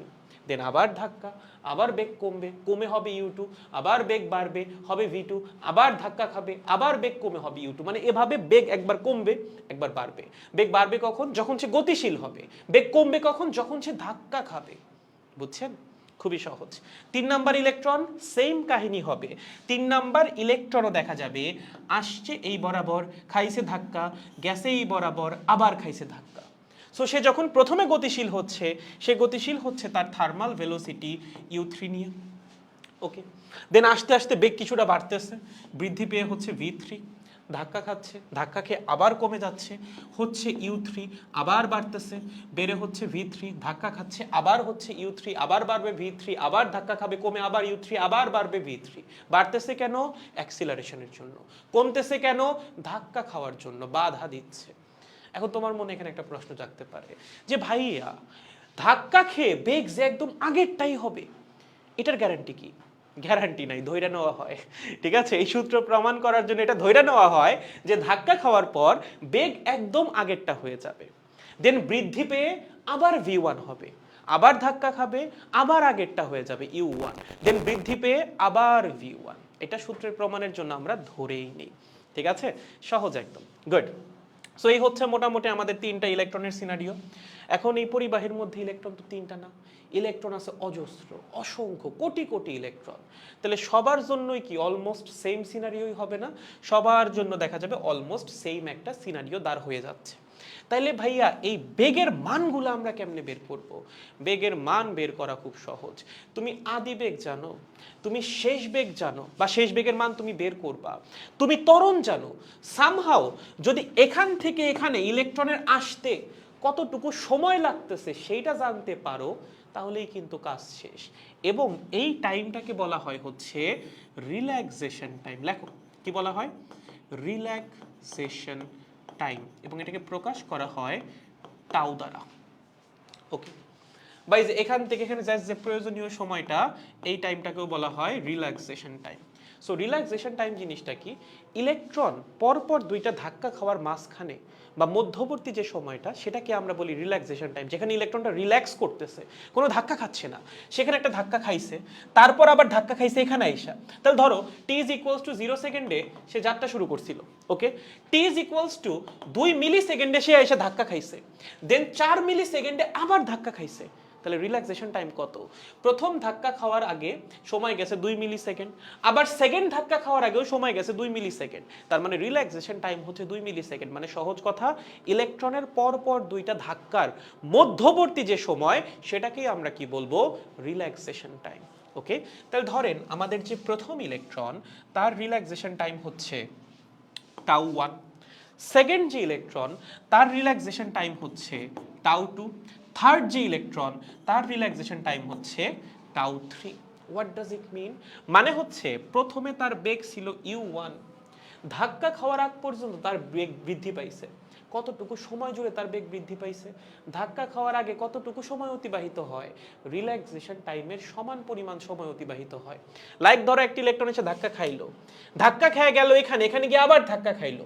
এখান থেকে এখানে যাইতে যতটুকু সময় দরকার, এইটুকু সময়ের মধ্যে ইলেকট্রন কি অন্য কোনো ধাক্কা খাইছে? না, এখানে একটা খাইছে, এখানে যাওয়ার পর আরেকটা খাইছে। মাঝখানের টাইমটুকুতে সে সিম্পলি ট্রাভেল করছে। মাঝখানের যে সময়টুকু, সেই সময় সে কোন ধাক্কা খাইছে? এখানে কোন ধাক্কা খাইছে? খাই নাই, সে রিল্যাক্সে ট্রাভেল করছে। এইটুকু টাইমে কি তার বেগ বৃদ্ধি পাবে না? অবশ্যই বেগ বৃদ্ধি পাবে। বেগ তো কমবে ধাক্কা খাওয়ার পরে। তাহলে প্রথম ধাক্কাটা খাইলো, খাওয়ার পর বেগ হচ্ছে u1, লেট সাপোজ কত? u1। দেন বেগ বৃদ্ধি পাইলো, কতটুকু সময় জুড়ে বেগ বৃদ্ধি পাবে?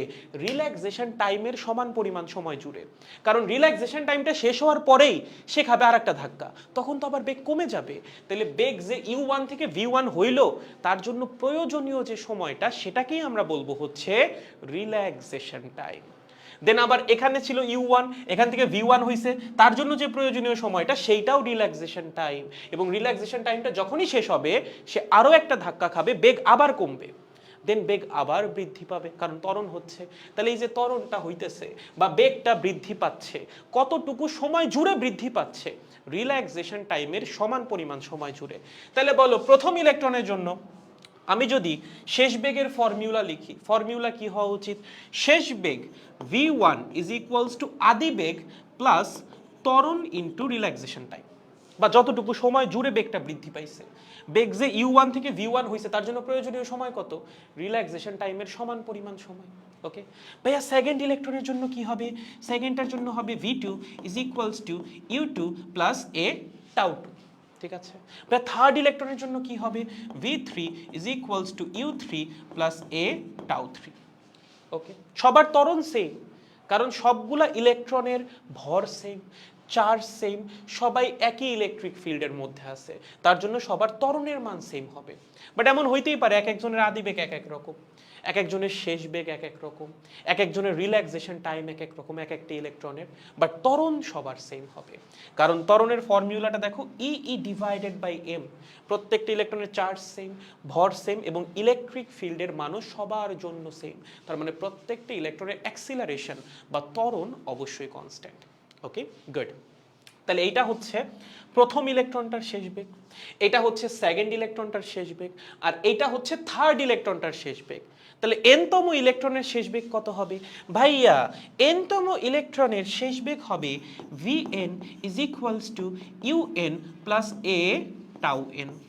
ওকে যদি আমার কাছে n সংখ্যক ইলেকট্রন থাকে তাহলে এনতম ইলেকট্রনের যে শেষ বেগ সেটা হবে হচ্ছে vn is equals two un plus a tau n। তাহলে আমরা সবগুলা ইলেকট্রনের শেষ বেগ যেটা সেটা বের করে ফেলছি। ড্রিফট ভেলোসিটি হবে সবগুলা ইলেকট্রনের শেষ বেগের এভারেজ। কি বললাম? ড্রিফট ভেলোসিটি কি হবে? সবগুলা ইলেকট্রনের শেষ বেগের এভারেজ। আমরা ধরেই নিব ইলেকট্রনগুলা এই বেগেই মোটামুটি এই সমবেগেই হচ্ছে তারা চলা শুরু করবে। আসলে কিন্তু ইলেকট্রন সমবেগে চলে না, এটা আমি লাস্ট ক্লাস থেকেই বলতেছি। আমরা ধইরা নেই ইলেকট্রন সমবেগে চলে আমাদের হিসাবের সুবিধার জন্য, বাট আসলে ইলেকট্রন সমবেগে চলে না। ইলেকট্রনের বেগ বৃদ্ধি পায়, হ্রাস পায়, বৃদ্ধি পায়, হ্রাস পায়। সো আমরা এই সমবেগের কনসেপ্টটা কিভাবে আনবো? আমরা ধরেই নিলাম যে প্রত্যেকটা ইলেকট্রন সংঘর্ষের ঠিক আগের মুহূর্তে যেই বেগটা অর্জন করতেছে সেইটাই হচ্ছে তাদের সেই কনস্ট্যান্ট ভেলোসিটি, যেটা মেইনটেইন করে তারা চলবে। এখন তুমি বলতে পারো যে ভাইয়া এই বেগ তো চেঞ্জ হচ্ছে, তাহলে আমি এটা কেন কনস্ট্যান্ট ভেলোসিটি ধরবো? এই যে বেগটা চেঞ্জ হবে কতটুকু সময়ের মধ্যে চেঞ্জ হবে জানো? রিল্যাক্সেশন টাইম কিরকম হয়? রিল্যাক্সেশন টাইমের রেঞ্জ হচ্ছে 10⁻⁻⁶ বা 10⁻⁷ সেকেন্ড। এত অল্প সময়ের মধ্যে বেগ ফ্লাকচুয়েট করবে। সো এটা আসলে আমরা চোখের দেখাতে বুঝবো না। আমরা যদি অবজার্ভ করতে যাই আমরা দেখবো যে সব সময় মোটামুটি ইলেকট্রন v1 বেগেই গতিশীল, সেকেন্ড ইলেকট্রন সবসময় v2 বেগেই গতিশীল, থার্ড ইলেকট্রন সবসময় v3 বেগেই গতিশীল। এইটাই আমরা চোখে দেখতে পারবো, কারণ বেগের যে পরিবর্তন সেটা হবে খুবই অল্প সময়ের মধ্যে। রিল্যাক্সেশন টাইমের মান খুবই কম, 10⁻⁵, 10⁻⁶, 10⁻⁷ সেকেন্ড। এক একটি ইলেকট্রনের জন্য এক এক রকম, but the magnitude is very very low. So আমরা চোখের দেখাতে আসলে বুঝবো না। বুঝতে পেরেছেন? গুড। সো আমরা সবগুলা ইলেকট্রনের শেষ বেগ বের করে ফেলছি। আমার কি লাগবে? তারণ বেগ বা ড্রিফট ভেলোসিটি। ড্রিফট ভেলোসিটি কি? এই পরিবাহিতে যতগুলা ইলেকট্রন আছে সবার বেগের এভারেজ। ভাইয়া প্রথম ইলেকট্রনের বেগ কত? v1, দ্বিতীয় ইলেকট্রনের বেগ v2, 3 নাম্বার ইলেকট্রনের বেগ v3, এনতম ইলেকট্রনের বেগ vn। আমার কি লাগবে? Drift velocity. তার মানে এই সবগুলা বেগকে আমার এভারেজ করা লাগবে। যদি এভারেজ বা গড় করি তাহলে আমি সেই গড় বেগটা পাবো, যেই গড় বেগে পরিবাহীর সবগুলা ইলেকট্রন গতিশীল বলে আমরা ধরে নিব। বুঝেছেন? তাহলে ড্রিফট ভেলোসিটি কিভাবে বের করব? এই সবগুলা বেগকে গড় করে। ভাইয়া বেগের গড় কেমনে করব? বেগের গড় তো করতে পারি না, খুবই সহজ। n সংখ্যক বেগ আছে, সবাইকে যোগ করে n দিয়ে ভাগ করে দিলেই কাজ শেষ। তাহলে ড্রিফট ভেলোসিটি যেটাকে vd দ্বারা প্রকাশ করা হয়, v ড্রিফট বা ড্রিফট ভেলোসিটি, সেটা হবে হচ্ছে v1 plus v2 plus v3 dot vn divided by n। Okay এখন ভাইয়া v1 মানে কি? v1 মানে হচ্ছে u1 প্লাস a টাউ 1। ভাইয়া v2 মানে কি? v2 মানে হচ্ছে u2 প্লাস a টাউ 2। ভাইয়া v3 মানে কি? v3 মানে হচ্ছে u3 plus a tau 3 dot dot dot. vn মানে কি ভাইয়া? vn মানে হচ্ছে un plus a tau n divided by কত? ডিভাইডেড বাই হচ্ছে n। Okay u1, u2, u3, un এগুলো সবগুলোকে আলাদা করি, আর a tau 1, a tau 2, a tau 3, a tau n এগুলাকে একটু আলাদা করি। তাহলে জিনিসটা দেখতে হবে এরকম, u1 plus u2 plus u3 dot dot un divided by n plus হচ্ছে a tau one plus A tau two dot dot A tau N divided by N. একদম বেসিক। ইউ ওয়ানগুলা বা ইউগুলাকে আলাদা করছি আর এ টাউগুলাকে হচ্ছে আলাদা করছি। এখন আমাকে একটু বলো, এই যে U one U two U three এগুলা কি ছিল? এগুলা ছিল হচ্ছে ইলেকট্রনের আদিবেগ, মানে ত্বরণ ছাড়া ইলেকট্রনের বেগ। ত্বরণ ছাড়া ইলেকট্রনের বেগটা যেন কি থার্মাল ভেলোসিটি, র্যান্ডম মোশনের জন্য যে ভেলোসিটিটা ইলেকট্রন পায় সেইটা ছিল হচ্ছে ত্বরণ ছাড়া বেগ। এবং এই বেগের এভারেজ করলে রেজাল্ট কত আসে? তুমি যদি ত্বরণের কথা বাদ দাও, যদি ত্বরণ না থাকে তাহলে ইলেকট্রনের বেগের এভারেজ কত? 0। পড়ছি না, র্যান্ডম মোশনে বেগের এভারেজ কত হয়? নিট ভেলোসিটি কত হয়? 0 হয়। সো এই ইউ ওয়ান, এখানে কি কোনো ত্বরণ আছে? নাই, ত্বরণ ছাড়া।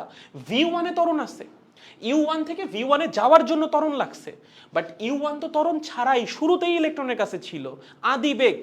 ইউ টু দ্বিতীয় ইলেকট্রনের আদিবেগ, এখানে কি ত্বরণ আছে? বা এই বেগে কি ত্বরণের কোনো ইফেক্ট আছে? নাই। ভি টুতে ত্বরণের ইফেক্ট আছে, ইউ টু থেকে ভি টুতে পৌঁছানোর জন্য ত্বরণ দরকার হয়েছে। ইউ টু তো ত্বরণ ছাড়াই ইলেকট্রনের কাছে ছিল। দ্যাট মিনস একটা বিচ্ছিন্ন পরিবাহীর মধ্যে যে থার্মাল ভেলোসিটি থাকে ইলেকট্রনের কাছে সেইটাই হচ্ছে U one U two U three. U one হচ্ছে প্রথম ইলেকট্রনের থার্মাল ভেলোসিটি, মানে ত্বরণের অনুপস্থিতিতে ইলেকট্রনের বেগ। ত্বরণের অনুপস্থিতি ইলেকট্রনের বেগ মানে কি? Thermal velocity. সো এটা প্রথম ইলেকট্রনের থার্মাল ভেলোসিটি, এটা সেকেন্ড ইলেকট্রনের থার্মাল ভেলোসিটি, এটা 3 নাম্বার ইলেকট্রনের থার্মাল ভেলোসিটি, এবং এইটা হচ্ছে এনতম ইলেকট্রনের থার্মাল ভেলোসিটি। সবগুলো ইলেকট্রনের থার্মাল ভেলোসিটির এভারেজ যদি আমি নেই, কত আসবে? 0 আসবে। কালকে এটা পড়ছি না, র্যান্ডম মোশনে বেগের এভারেজ কত আসে? 0 আসে। সো এটা আসবে হচ্ছে 0, এই পুরো টার্মটা 0 চলে আসবে। ওকে, গুড। ওখানে কি হবে? ওখানে যদি আমি এটাকে কমন নেই তাহলে এ, এখানে আছে হচ্ছে tau one plus tau two plus tau three dot dot tau N divided by হচ্ছে এন। ওকে, এখানে কি আছে? এটা হচ্ছে প্রথম ইলেকট্রনের রিল্যাক্সেশন টাইম, এটা হচ্ছে সেকেন্ড ইলেকট্রনের রিল্যাক্সেশন টাইম, এভাবে থার্ড ফোর্থ থেকে এনতম পর্যন্ত আছে। সবার রিল্যাক্সেশন টাইমের যদি আমরা এভারেজ নেই, আমরা কি পাবো? এভারেজ রিল্যাক্সেশন টাইম পাবো। তাহলে আসবে হচ্ছে এ টাউ এভারেজ, এটা হচ্ছে এভারেজ রিল্যাক্সেশন টাইম। এখন এই এ সমান যেন কত? একটু আগে বের করে রেখে আসছিলাম, এ সমান হচ্ছে ভাইয়া ই ই ডিভাইডেড বাই এম। একটু আগে বের করে রেখে আসছি না? তাহলে এটাকে জাস্ট বসাই দিব, বসাই দিলে আমাদের ড্রিফট ভেলোসিটির সমীকরণ চলে আসবে।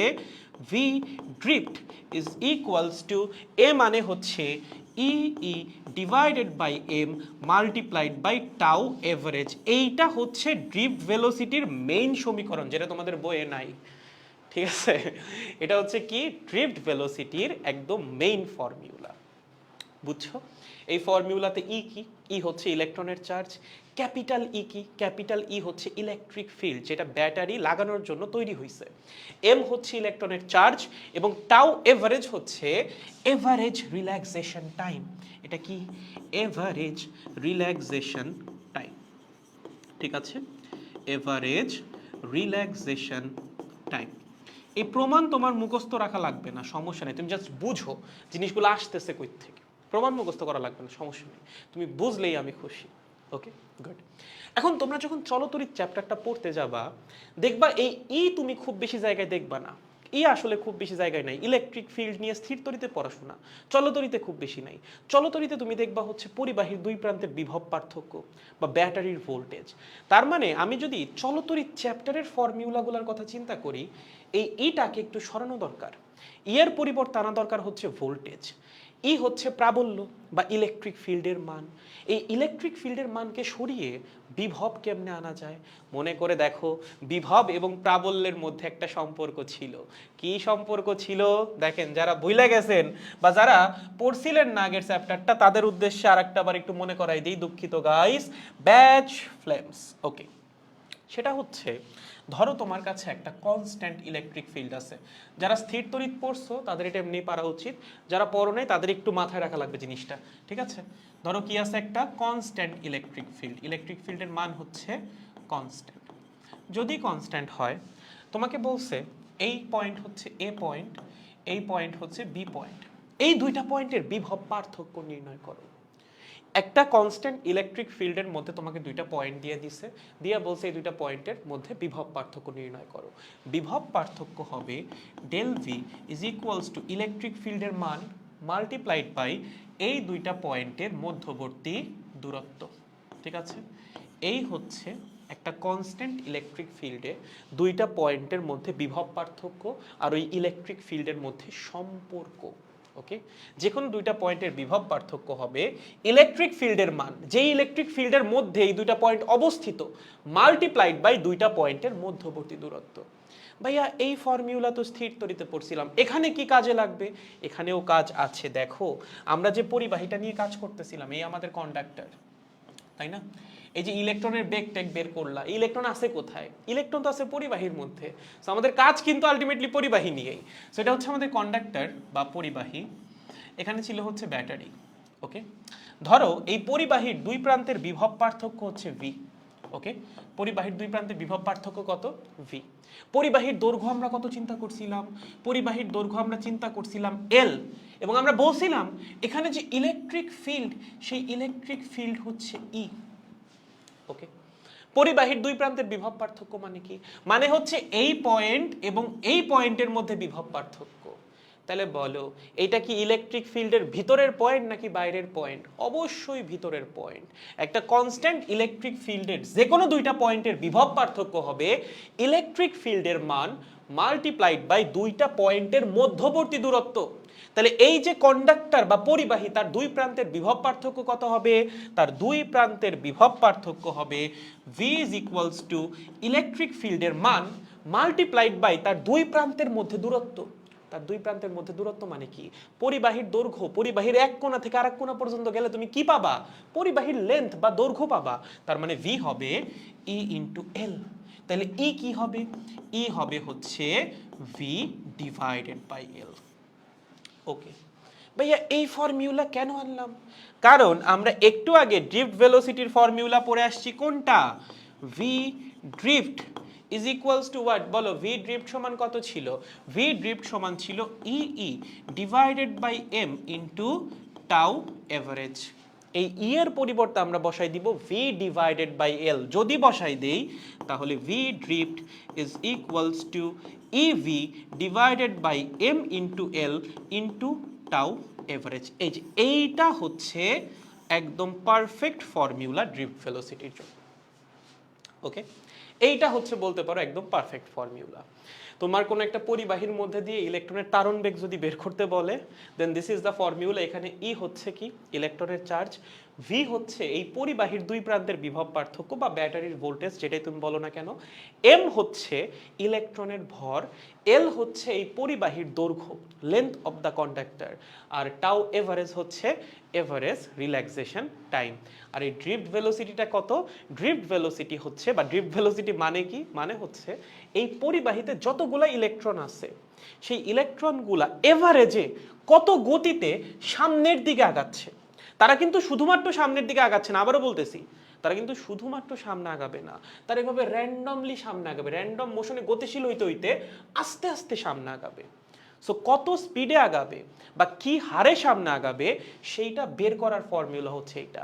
এবং তারা এভারেজে যেই হারে সামনে আগাবে বা এভারেজে যেই বেগে সামনে আগাবে সেটাকেই আমরা বলি ড্রিফট ভেলোসিটি। এবং এই ড্রিফট ভেলোসিটির মান মোটামুটি কনস্ট্যান্ট থাকে যতক্ষণ না তুমি টেম্পারেচার চেঞ্জ করতেছো। টেম্পারেচার চেঞ্জ করলে অবশ্যই ড্রিফট ভেলোসিটির মান চেঞ্জ হবে। এখন তুমি বলতে পারো যে ভাইয়া টেম্পারেচার চেঞ্জ করলে কেন ড্রিফট ভেলোসিটি চেঞ্জ হবে? এখানে আমার ই তো কনস্ট্যান্ট, হ্যাঁ, ইলেকট্রনের চার্জ কনস্ট্যান্ট, আমার ব্যাটারির ভোল্টেজ কনস্ট্যান্ট, আমি যে ব্যাটারিটা কানেক্ট করব, ইলেকট্রনের ভর কনস্ট্যান্ট, তারের দৈর্ঘ্য কনস্ট্যান্ট, কিন্তু রিল্যাক্সেশন টাইম এটা কনস্ট্যান্ট না। তুমি যদি টেম্পারেচারটা বাড়াও তখন দেখবা বেশি জোরে জোরে কলিশন হচ্ছে বা বেশি দ্রুত কলিশন হচ্ছে। মানে ধরো আগে যদি দুইটা কলিশনের মধ্যবর্তী সময় হইতো 10 সেকেন্ড, তুমি যদি টেম্পারেচার বাড়াও দেখবে এই সময়টা কমে আসছে। আগে একটা কলিশনের পর আর একটা কলিশন হইতে লাগতেছিল 10 সেকেন্ড, তুমি টেম্পারেচার বাড়াও দেখবা 5 সেকেন্ড হয়ে গেছে, আরো বাড়াও 2 সেকেন্ড হয়ে গেছে, আরো বাড়াও 1 সেকেন্ড, মানে এখন 1 সেকেন্ডেই কলিশন ঘটতেছে, আবার 1 সেকেন্ড আবার কলিশন, আবার 1 সেকেন্ড আবার কলিশন। তার মানে রিল্যাক্সেশন টাইম কি হচ্ছে? কমে যাচ্ছে।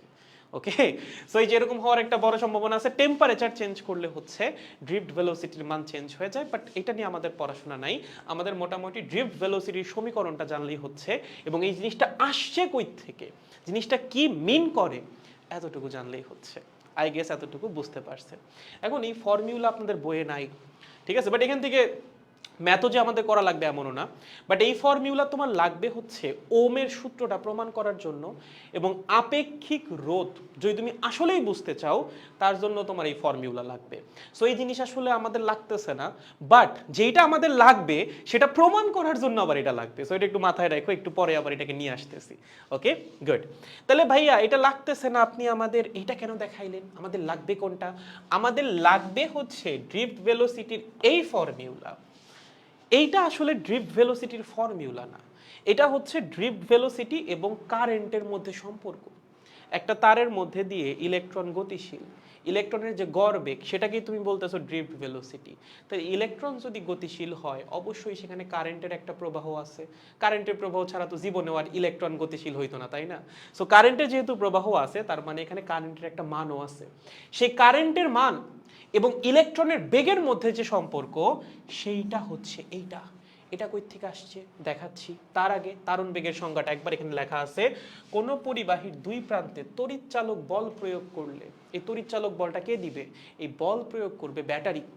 ব্যাটারি এই বলটা বা ইলেকট্রিক ফিল্ডের মাধ্যমে ব্যাটারি এই বলটা প্রয়োগ করবে, ইলেকট্রোমোটিভ ফোর্স বা তড়িৎ চালক বল প্রয়োগ করলে পরিবাহীতে অবস্থিত মুক্ত ইলেকট্রন তড়িৎচালক বলের দরুন যে বেগ লাভ করে সেটাকে বলা হয় হচ্ছে তারণ বেগ। সো তারণ বেগটা আসতেছে কিন্তু মেইনলি ইলেকট্রিক ফিল্ডের ড্রিফট থেকে। ইলেকট্রিক ফিল্ডে সে ইলেকট্রনকে ড্রিফট করতেছে, একটা ড্রিফট মোশন ক্রিয়েট করতেছে। মানে তুমি ওকে বলছো তুমি র্যান্ডমলি মুভ করো, সমস্যা নেই। ইলেকট্রন র্যান্ডমলি মুভ করতে পছন্দ করে থার্মাল ভেলোসিটির কারণে। ইলেকট্রিক ফিল্ড এসে বলতেছে করো, সমস্যা নাই, বাট র্যান্ডমলি মুভ করতে করতে তুমি একটু সামনেও আগাও। কেমনে সামনে আগাবা? আমি তোমাকে বল দিচ্ছি, তোমাকে ঠেলে নিয়ে যাচ্ছি, তুমি সামনে আগাও। যত বেগে ঠেলে নিয়ে যাবে সেটাই হচ্ছে drift velocity. So drift velocity হচ্ছে টেকনিক্যালি ইলেকট্রনের এভারেজ ভেলোসিটি, যে এভারেজ ভেলোসিটি নিয়ে পরিবাহীতে ইলেকট্রনগুলা মুভ করে। এখন কথা হচ্ছে ভাইয়া এই যে ফর্মুলা এখানে একটা লেখা আছে, এটা আসছে কই থেকে? চলো দেখাই দিই এটা কই থেকে আসছে। আসো, খুবই সহজ। হ্যাঁ, এটা খুব সহজ। ধরো তোমার কাছে একটা পরিবাহী আছে, হ্যাঁ, এই হচ্ছে একটা কন্ডাক্টর। আমি সবার কমেন্ট পড়তেছি, আমি জানি এগুলো একটু নতুন নতুন, এগুলো বুঝতে একটু সমস্যা হতে পারে, প্যারা নাই। আমি এটা একটু দেখাইনি, দেখানোর পর হচ্ছে আমি সবার কমেন্ট পড়তেছি, চিন্তা করার কিচ্ছু নাই, রিল্যাক্স। আসো, এই হচ্ছে একটা কন্ডাক্টর। ওকে, এটাকে আমরা কি করছি? কানেক্টিং ওয়্যারের মাধ্যমে ব্যাটারির সাথে কানেক্ট করে দিছি, ঠিক আছে? ব্যাটারির ভোল্টেজ হচ্ছে ভি। ওকে, এই পাশে আছে প্লাস, এই পাশে আছে মাইনাস, ঠিক আছে? ওকে, এখন আমি কি করলাম, ব্যাটারি না, এই পরিবাহীর মধ্যে একটা ক্রস সেকশন এরিয়া নিলাম। ক্রস সেকশন এরিয়া মানে হচ্ছে প্রস্থচ্ছেদ বরাবর একটা এরিয়া আমি নিলাম, জাস্ট নিলাম। ধরো এইটা, এই এরিয়াটা, ঠিক আছে? এখন এই পরিবাহীর মধ্যে তো ইলেকট্রন আছে, অবশ্যই আছে। যখন আমি ব্যাটারিটা লাগাবো ইলেকট্রনগুলা কি মাইনাস থেকে প্লাসের দিকে যাওয়া শুরু তো করবে, তাই না? তাহলে ধরো এখানে আমার ইলেকট্রন আছে হচ্ছে এই, ঠিক আছে, এই এই এই এই এই এই। ওকে, আমি ধরলাম ডিটি সময়ে এই সবগুলো ইলেকট্রন এই প্রস্থচ্ছেদকে অতিক্রম করে এই পাশে আসবে। কি চিন্তা করলাম, ডিটি সময়ে আমি যেখানে যে 6টা ইলেকট্রন আঁকছি, এই 6টা ইলেকট্রন এই প্রস্থচ্ছেদকে অতিক্রম করে এই পাশে আসবে। এই লাইনটা একটু লেখো। ডিটি সময়ে ইলেকট্রনগুলো কি করবে? প্রস্থচ্ছেদকে অতিক্রম করে বাম পাশে আসবে। প্রস্থচ্ছেদকে অতিক্রম করে কোথায় আসবে? বাম পাশে আসবে। ওকে, বাম পাশে কেন আসবে? ওখানে বসে থাকলে কি সমস্যা ছিল? বসে তো থাকতে পারবে না রে বাবা। যদি এখানে ব্যাটারি না থাকতো, ইলেকট্রন ওইখানেই বসে থাকতো, র্যান্ডমলি মুভ করতো, আবার এখানেই ফিরে আসতো। বাট যখন তুমি ব্যাটারি কানেক্ট করছো, ইলেকট্রন তো এখন র্যান্ডমলি মুভ করার সাথে সাথে একটু সামনে আগাইতে বাধ্য। সে যখন সামনে আগাবে, এই ইলেকট্রন যদি একটু সামনে আগায়, সে কি প্রস্থচ্ছেদকে ভেদ করে এই পাশে আসবে না? অবশ্যই আসবে। তার একটু পর এইটা আসবে, সিমিলারলি এইটা আসবে, এইটাও আসবে, এইটাও আসবে, এইটাও আসবে। এভাবে সবগুলো ইলেকট্রনই আসবে। আমরা ধরলাম ডিটি সময়ে আমি যে কয়টা ইলেকট্রন আঁকছি সেই কয়টা ইলেকট্রন এই পাশ থেকে এই পাশে আইসা পৌঁছাইতেছে। প্রশ্ন হচ্ছে তাহলে ডিটি সময়ে কতটুকু চার্জ এই প্রস্থচ্ছেদটাকে অতিক্রম করলো? এটা হচ্ছে প্রশ্ন। কি প্রশ্ন? ডিটি সময়ে কতটুকু চার্জ এই পাশ থেকে এই পাশে আসলো বা প্রস্থচ্ছেদটাকে অতিক্রম করলো, বলো কতটুকু চার্জ? তার জন্য কয়েকটা অ্যাজাম্পশন লাগবে। এখন তুমি যদি বলো ভাইয়া আপনি আঁকছেন 6টা ইলেকট্রন, তাহলে 6 ইন্টু ইলেকট্রনের চার্জ, এভাবে করলে হবে না। 6টা তো আমি কথার কথা আঁকছি, বাট এখানে তো ইলেকট্রন আছে লাখ লাখ কোটি কোটি, আমাদের একটা জেনারেল এক্সপ্রেশন লাগবে। সেই জেনারেল এক্সপ্রেশন কেমনে বের করা যায়, তার জন্য লাগবে ছোট্ট একটা অ্যাজাম্পশন। আমরা ধরে নেই এই যে পরিবাহীটা আছে, এই পরিবাহীতে একক আয়তনে ইলেকট্রনের সংখ্যা হচ্ছে n। জাস্ট ধরে নিব, কি ধরে নিব? পরিবাহীতে লেখো একটু, একক আয়তনে ইলেকট্রনের সংখ্যা n। আহা, একক আয়তনে ইলেকট্রনের সংখ্যা হচ্ছে কত? নাম্বার অফ ইলেকট্রন হচ্ছে n। ওকে, সো n হচ্ছে number of electron per unit volume. কোথায়? এই পরিবাহীর মধ্যে, পরিবাহীর একক আয়তনে বা ইউনিট ভলিউমে কতগুলো ইলেকট্রন আছে। ওকে, গুড। তাইলে আমাকে বলো, এই যে ইলেকট্রন, এই ইলেকট্রন এই সবগুলো এই পাশে আসবে, সবগুলো ইলেকট্রন এই পাশে আসবে। আমি ধরলাম এই যে ডিসটেন্সটা, এই ডিসটেন্সটা হচ্ছে ডিএল। কত? ডিএল। এই এরিয়াটা হচ্ছে এ। ওকে, তাহলে ইলেকট্রন যতটুকু জায়গা জুড়ে আছে ততটুকু জায়গার আয়তন কত হবে? ততটুকু জায়গার আয়তন হবে এ মাল্টিপ্লাইড বাই ডিএল। ভাইয়া বুঝি নাই এই জায়গাটা, ভাইয়া বুঝি নাই। আমার কি দরকার? আমার দরকার এই প্রস্থচ্ছেদকে কতগুলা ইলেকট্রন অতিক্রম করতেছে বা কতটুকু চার্জ এই প্রস্থচ্ছেদটাকে অতিক্রম করতেছে। আমি ধরেই নিছি ডিটি সময়ে আমি এখানে যে কয়টি ইলেকট্রন আঁকছি তারা এই প্রস্থচ্ছেদকে অতিক্রম করবে। তাহলে আমি প্রথমে দেখি আমি যে কয়টি ইলেকট্রন আঁকলাম তারা কতটুকু জায়গা দখল করে আছে পরিবাহীর মধ্যে। আমি পরিবাহী থেকে এইটুকু অংশ কাইটে নিলাম যতটুকু জুড়ে ইলেকট্রনগুলা ছিল। কোন ইলেকট্রনগুলা? যেই ইলেকট্রনগুলা ডিটি সময়ে এই প্রস্থচ্ছেদকে অতিক্রম করবে। তাহলে এই অংশটাকে যদি আমি এই পাশে একটু কেটে আনি, ধরো এই হচ্ছে সেই অংশটা, এই আমার দেখা লাগবে এইটুকুর মধ্যে কতটুকু চার্জ আছে, তাই না? কারণ এইটুকুর মধ্যে যতটুকু চার্জ আছে তারাই কি করবে? ডিটি সময়ে এই প্রস্থচ্ছেদটাকে অতিক্রম করবে। আমি কি বের করতে চাচ্ছি? এই প্রস্থচ্ছেদটাকে ডিটি সময়ে কতটুকু চার্জ অতিক্রম করবে। আমি প্রথমেই বলছি এখানে যে কয়টা ইলেকট্রন আছে তারাই ডিটি সময়ে এই প্রস্থচ্ছেদটাকে অতিক্রম করতেছে। সো আমি পরিবাহী থেকে এইটুকু জায়গাকে কাইটা আনলাম, কারণ আমার দেখা লাগবে এইটুকু জায়গার মধ্যে কয়টা ইলেকট্রন আছে বা কতটুকু চার্জ আছে। তাইলে আমি বলতে পারবো যে হ্যাঁ, এতটুকু চার্জ আছে এই জায়গার মধ্যে এবং এতটুকু চার্জই ডিটি সময়ে এই প্রস্থচ্ছেদটাকে অতিক্রম করে চলে যাবে, বাম পাশে চলে যাবে। এখন ভাইয়া এতটুকুর চার্জের মান আমি কেমনে বের করব? খুবই সহজ। দেখো তো ভাইয়া, এতটুকুর আয়তন কত হবে? এতটুকুর দৈর্ঘ্যকে আমি ধরছি ডিএল। বলো এই প্রস্থচ্ছেদের ক্ষেত্রফল কত হবে? তার দেখতে কিরকম? সিলিন্ড্রিক্যাল শেপের। তার মানে তারের প্রস্থচ্ছেদের ক্ষেত্রফল যা, এই অংশটারও প্রস্থচ্ছেদের ক্ষেত্রফল তাই। ধরো এটা তার, এটার প্রস্থচ্ছেদের ক্ষেত্রফল হচ্ছে 5 মিটার স্কোয়ার। আমি যদি মাঝখান থেকে একটা প্রস্থচ্ছেদ কাটি, সেইটার প্রস্থচ্ছেদের ক্ষেত্রফল কত হবে? 5 মিটার স্কোয়ারই হবে যদি একটা সুষম সিলিন্ডার হয়। যে কোনো সুষম সিলিন্ডারের যে কোনো পয়েন্টে প্রস্থচ্ছেদের ক্ষেত্রফল সেম। সো এই তারের প্রস্থচ্ছেদের ক্ষেত্রফল যা, ভিতরে এই জায়গাতেও প্রস্থচ্ছেদের ক্ষেত্রফল হুবহু তাই। তাহলে বলেন এটার প্রস্থচ্ছেদের ক্ষেত্রফল কত হবে? তারের প্রস্থচ্ছেদের ক্ষেত্রফলের সমান। তাহলে এটার আয়তন কত হবে? এটার আয়তন হবে হচ্ছে a ইন্টু ডিএল। তার মানে এই যে ইলেকট্রনগুলো আছে তারা কতটুকু আয়তন জুড়ে আছে? তারা আছে a ইন্টু ডিএল আয়তন জুড়ে। তাহলে বলো তো এখানে কতগুলো ইলেকট্রন আছে? কি বলেন ভাইয়া, আমি তো বের করলাম আয়তন, আয়তন থেকে ইলেকট্রনের সংখ্যা কেমনে বের করব? এই যে অ্যাজাম্পশন তুমি ধরে নিছো, এই তারের প্রতি একক আয়তনে ইলেকট্রন আছে n সংখ্যক। কতগুলো ইলেকট্রন আছে? প্রতি একক আয়তনে ইলেকট্রন আছে n সংখ্যক। তোমার যে কয়টা ইলেকট্রন এই প্রস্থচ্ছেদকে অতিক্রম করছে তাদের আয়তন হচ্ছে a ইন্টু ডিএল। তাহলে এইটুকু আয়তনের মধ্যে ইলেকট্রন আছে কতগুলা? একক আয়তনে ইলেকট্রনের সংখ্যা n। এত আয়তনে ইলেকট্রনের সংখ্যা কত হবে? a into D L multiplied by n।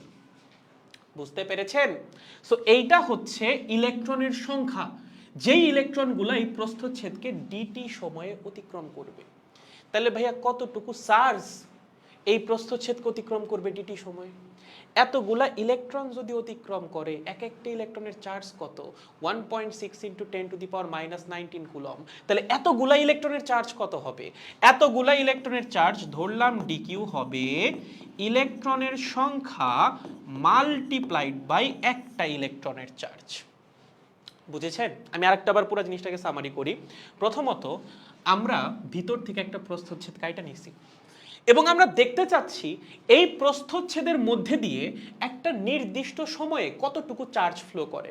আমরা ধরলাম ডিটি সময়ে এই কয়েকটা ইলেকট্রন এই প্রস্থচ্ছেদকে অতিক্রম করে যাবে। তাহলে কতটুকু চার্জ ডিটি সময়ে এই প্রস্থচ্ছেদকে অতিক্রম করবে সেটা বের করার জন্য আমরা এই অংশটাকে কেটে একটু বাইরে নিয়ে আসছি। ওকে, তাহলে এই অংশের দৈর্ঘ্যকে যদি আমি ডিএল ধরে, আমি ধরে নিছি এটার দৈর্ঘ্য ডিএল, প্রস্থচ্ছেদের ক্ষেত্রফল অবশ্যই তারের প্রস্থচ্ছেদের ক্ষেত্রফলের সমান হবে। তাহলে এই অংশটার আয়তন কত? আয়তন হচ্ছে a × ডিএল। তাহলে এত আয়তনের মধ্যে কতগুলা ইলেকট্রন আছে? কারণ এত আয়তনের মধ্যে যতগুলো ইলেকট্রন আছে তারাই এই প্রস্থচ্ছেদকে ডিটি সময়ের মধ্যে অতিক্রম করবে। আমরা ধরে নিয়েছি একক আয়তনে ইলেকট্রনের সংখ্যা n, তাহলে এত আয়তনে ইলেকট্রনের সংখ্যা কত হবে? এই আয়তন মাল্টিপ্লাইড বাই একক আয়তনে ইলেকট্রন সংখ্যা, that means a × D L multiplied by n। তার মানে এতগুলা ইলেকট্রন, এটা হচ্ছে ইলেকট্রনের সংখ্যা, এতগুলা ইলেকট্রন ডিটি সময়ে এই প্রস্থচ্ছেদকে অতিক্রম করে বাম পাশে আসবে। তাইলে ডিটি সময়ে কতটুকু চার্জ এই প্রস্থচ্ছেদকে অতিক্রম করবে? এক একটা ইলেকট্রনের চার্জ হচ্ছে ই। কতগুলো ইলেকট্রন অতিক্রম করতেছে? এতগুলো ইলেকট্রন। তাহলে কতটুকু চার্জ অতিক্রম করতেছে?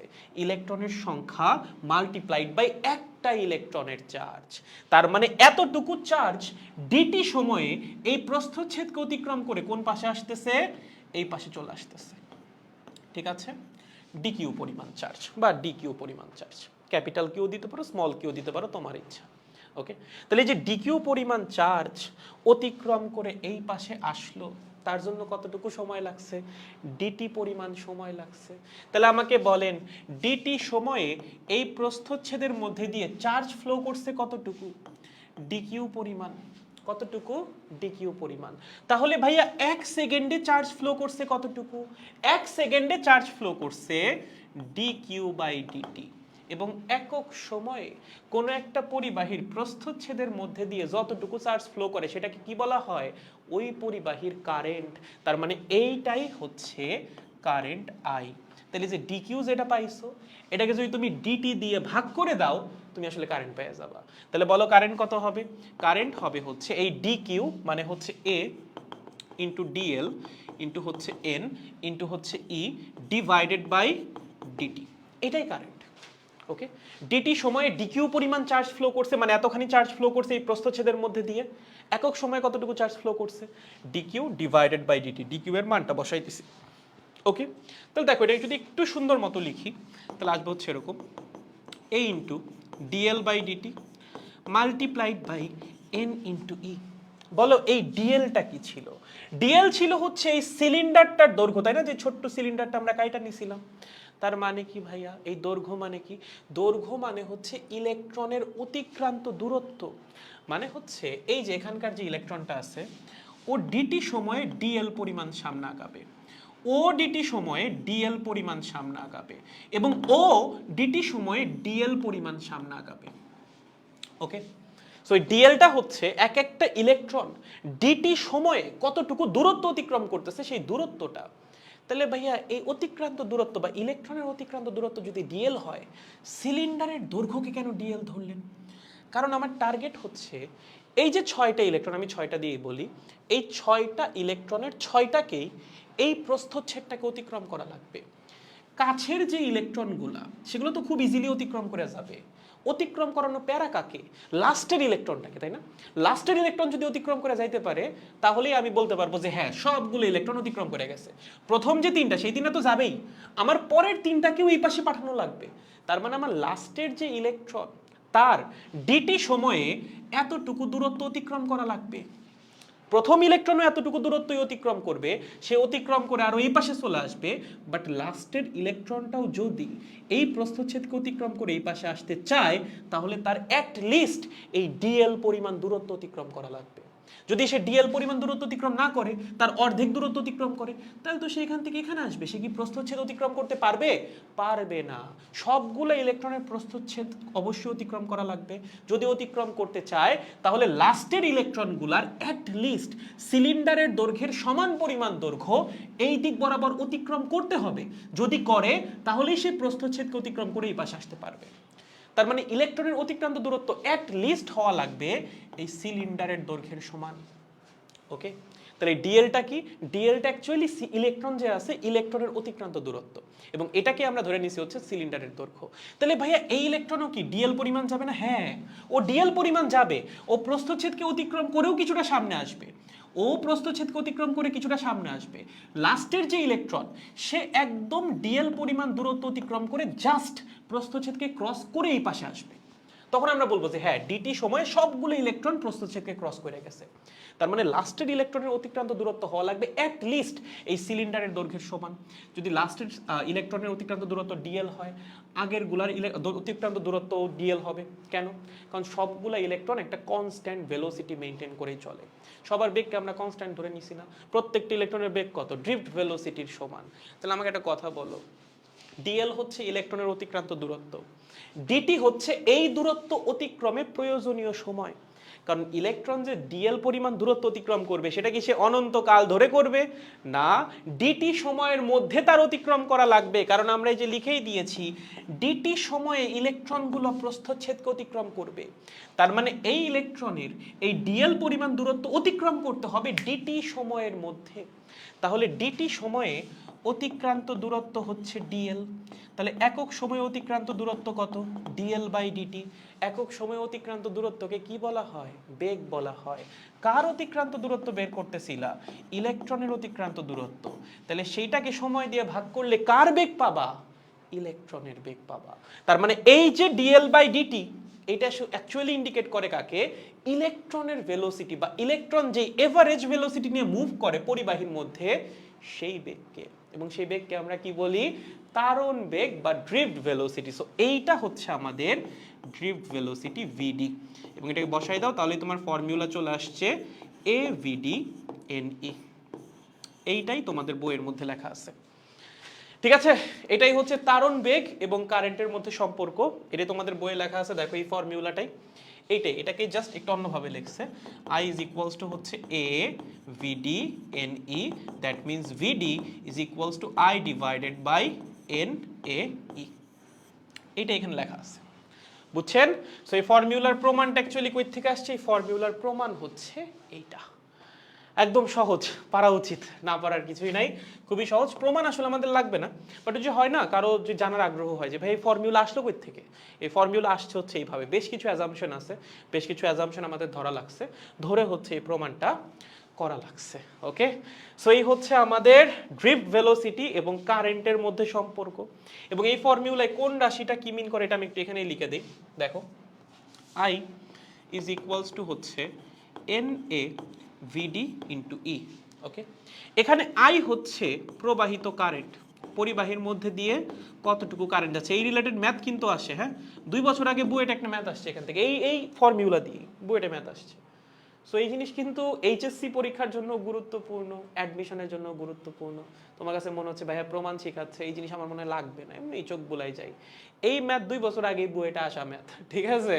সো পড়া লাগবে, পারা লাগবে। দেখো আই কি? আই হচ্ছে প্রবাহিত কারেন্ট, পরিবাহীর মধ্যে দিয়ে কতটুকু কারেন্ট ফ্লো করতেছে সেই কারেন্টের মান হচ্ছে আই। এন কি? এন হচ্ছে পরিবাহীর একক আয়তনে ইলেকট্রন সংখ্যা, এটা কুইশনে নরমালি দেওয়া থাকে। ওকে, এনটা কি? পরিবাহীর একক আয়তনে ইলেকট্রন সংখ্যা, পরিবাহীর একক আয়তনে ইলেকট্রন সংখ্যা। ঠিক আছে, ইলেকট্রন সংখ্যা। ঠিক আছে ভাইয়া, এ কি? এ হচ্ছে পরিবাহীর প্রস্থচ্ছেদের ক্ষেত্রফল। এ কি ছিল? ভিতরের প্রস্থচ্ছেদের ক্ষেত্রফল। পরিবাহী কি? সুষম সিলিন্ডার, সব জায়গায় প্রস্থচ্ছেদের ক্ষেত্রফল সেম। সো এ হচ্ছে পরিবাহীর প্রস্থচ্ছেদের ক্ষেত্রফল। লেখো, পরিবাহীর প্রস্থচ্ছেদের ক্ষেত্রফল। ঠিক আছে, প্রস্থচ্ছেদের ক্ষেত্রফল। ভিডি কি? ভিডি হচ্ছে তারণ বেগ বা ড্রিফট ভেলোসিটি। ওকে, এবং ই কি ভাইয়া? ই হচ্ছে ইলেকট্রনের চার্জ। ই কি? ইলেকট্রনের চার্জ। অবশ্যই প্লাস বসাবো যেহেতু বেগের মান বের করতেছি। 1.6 ইন্টু 10⁻⁻19 কুলম।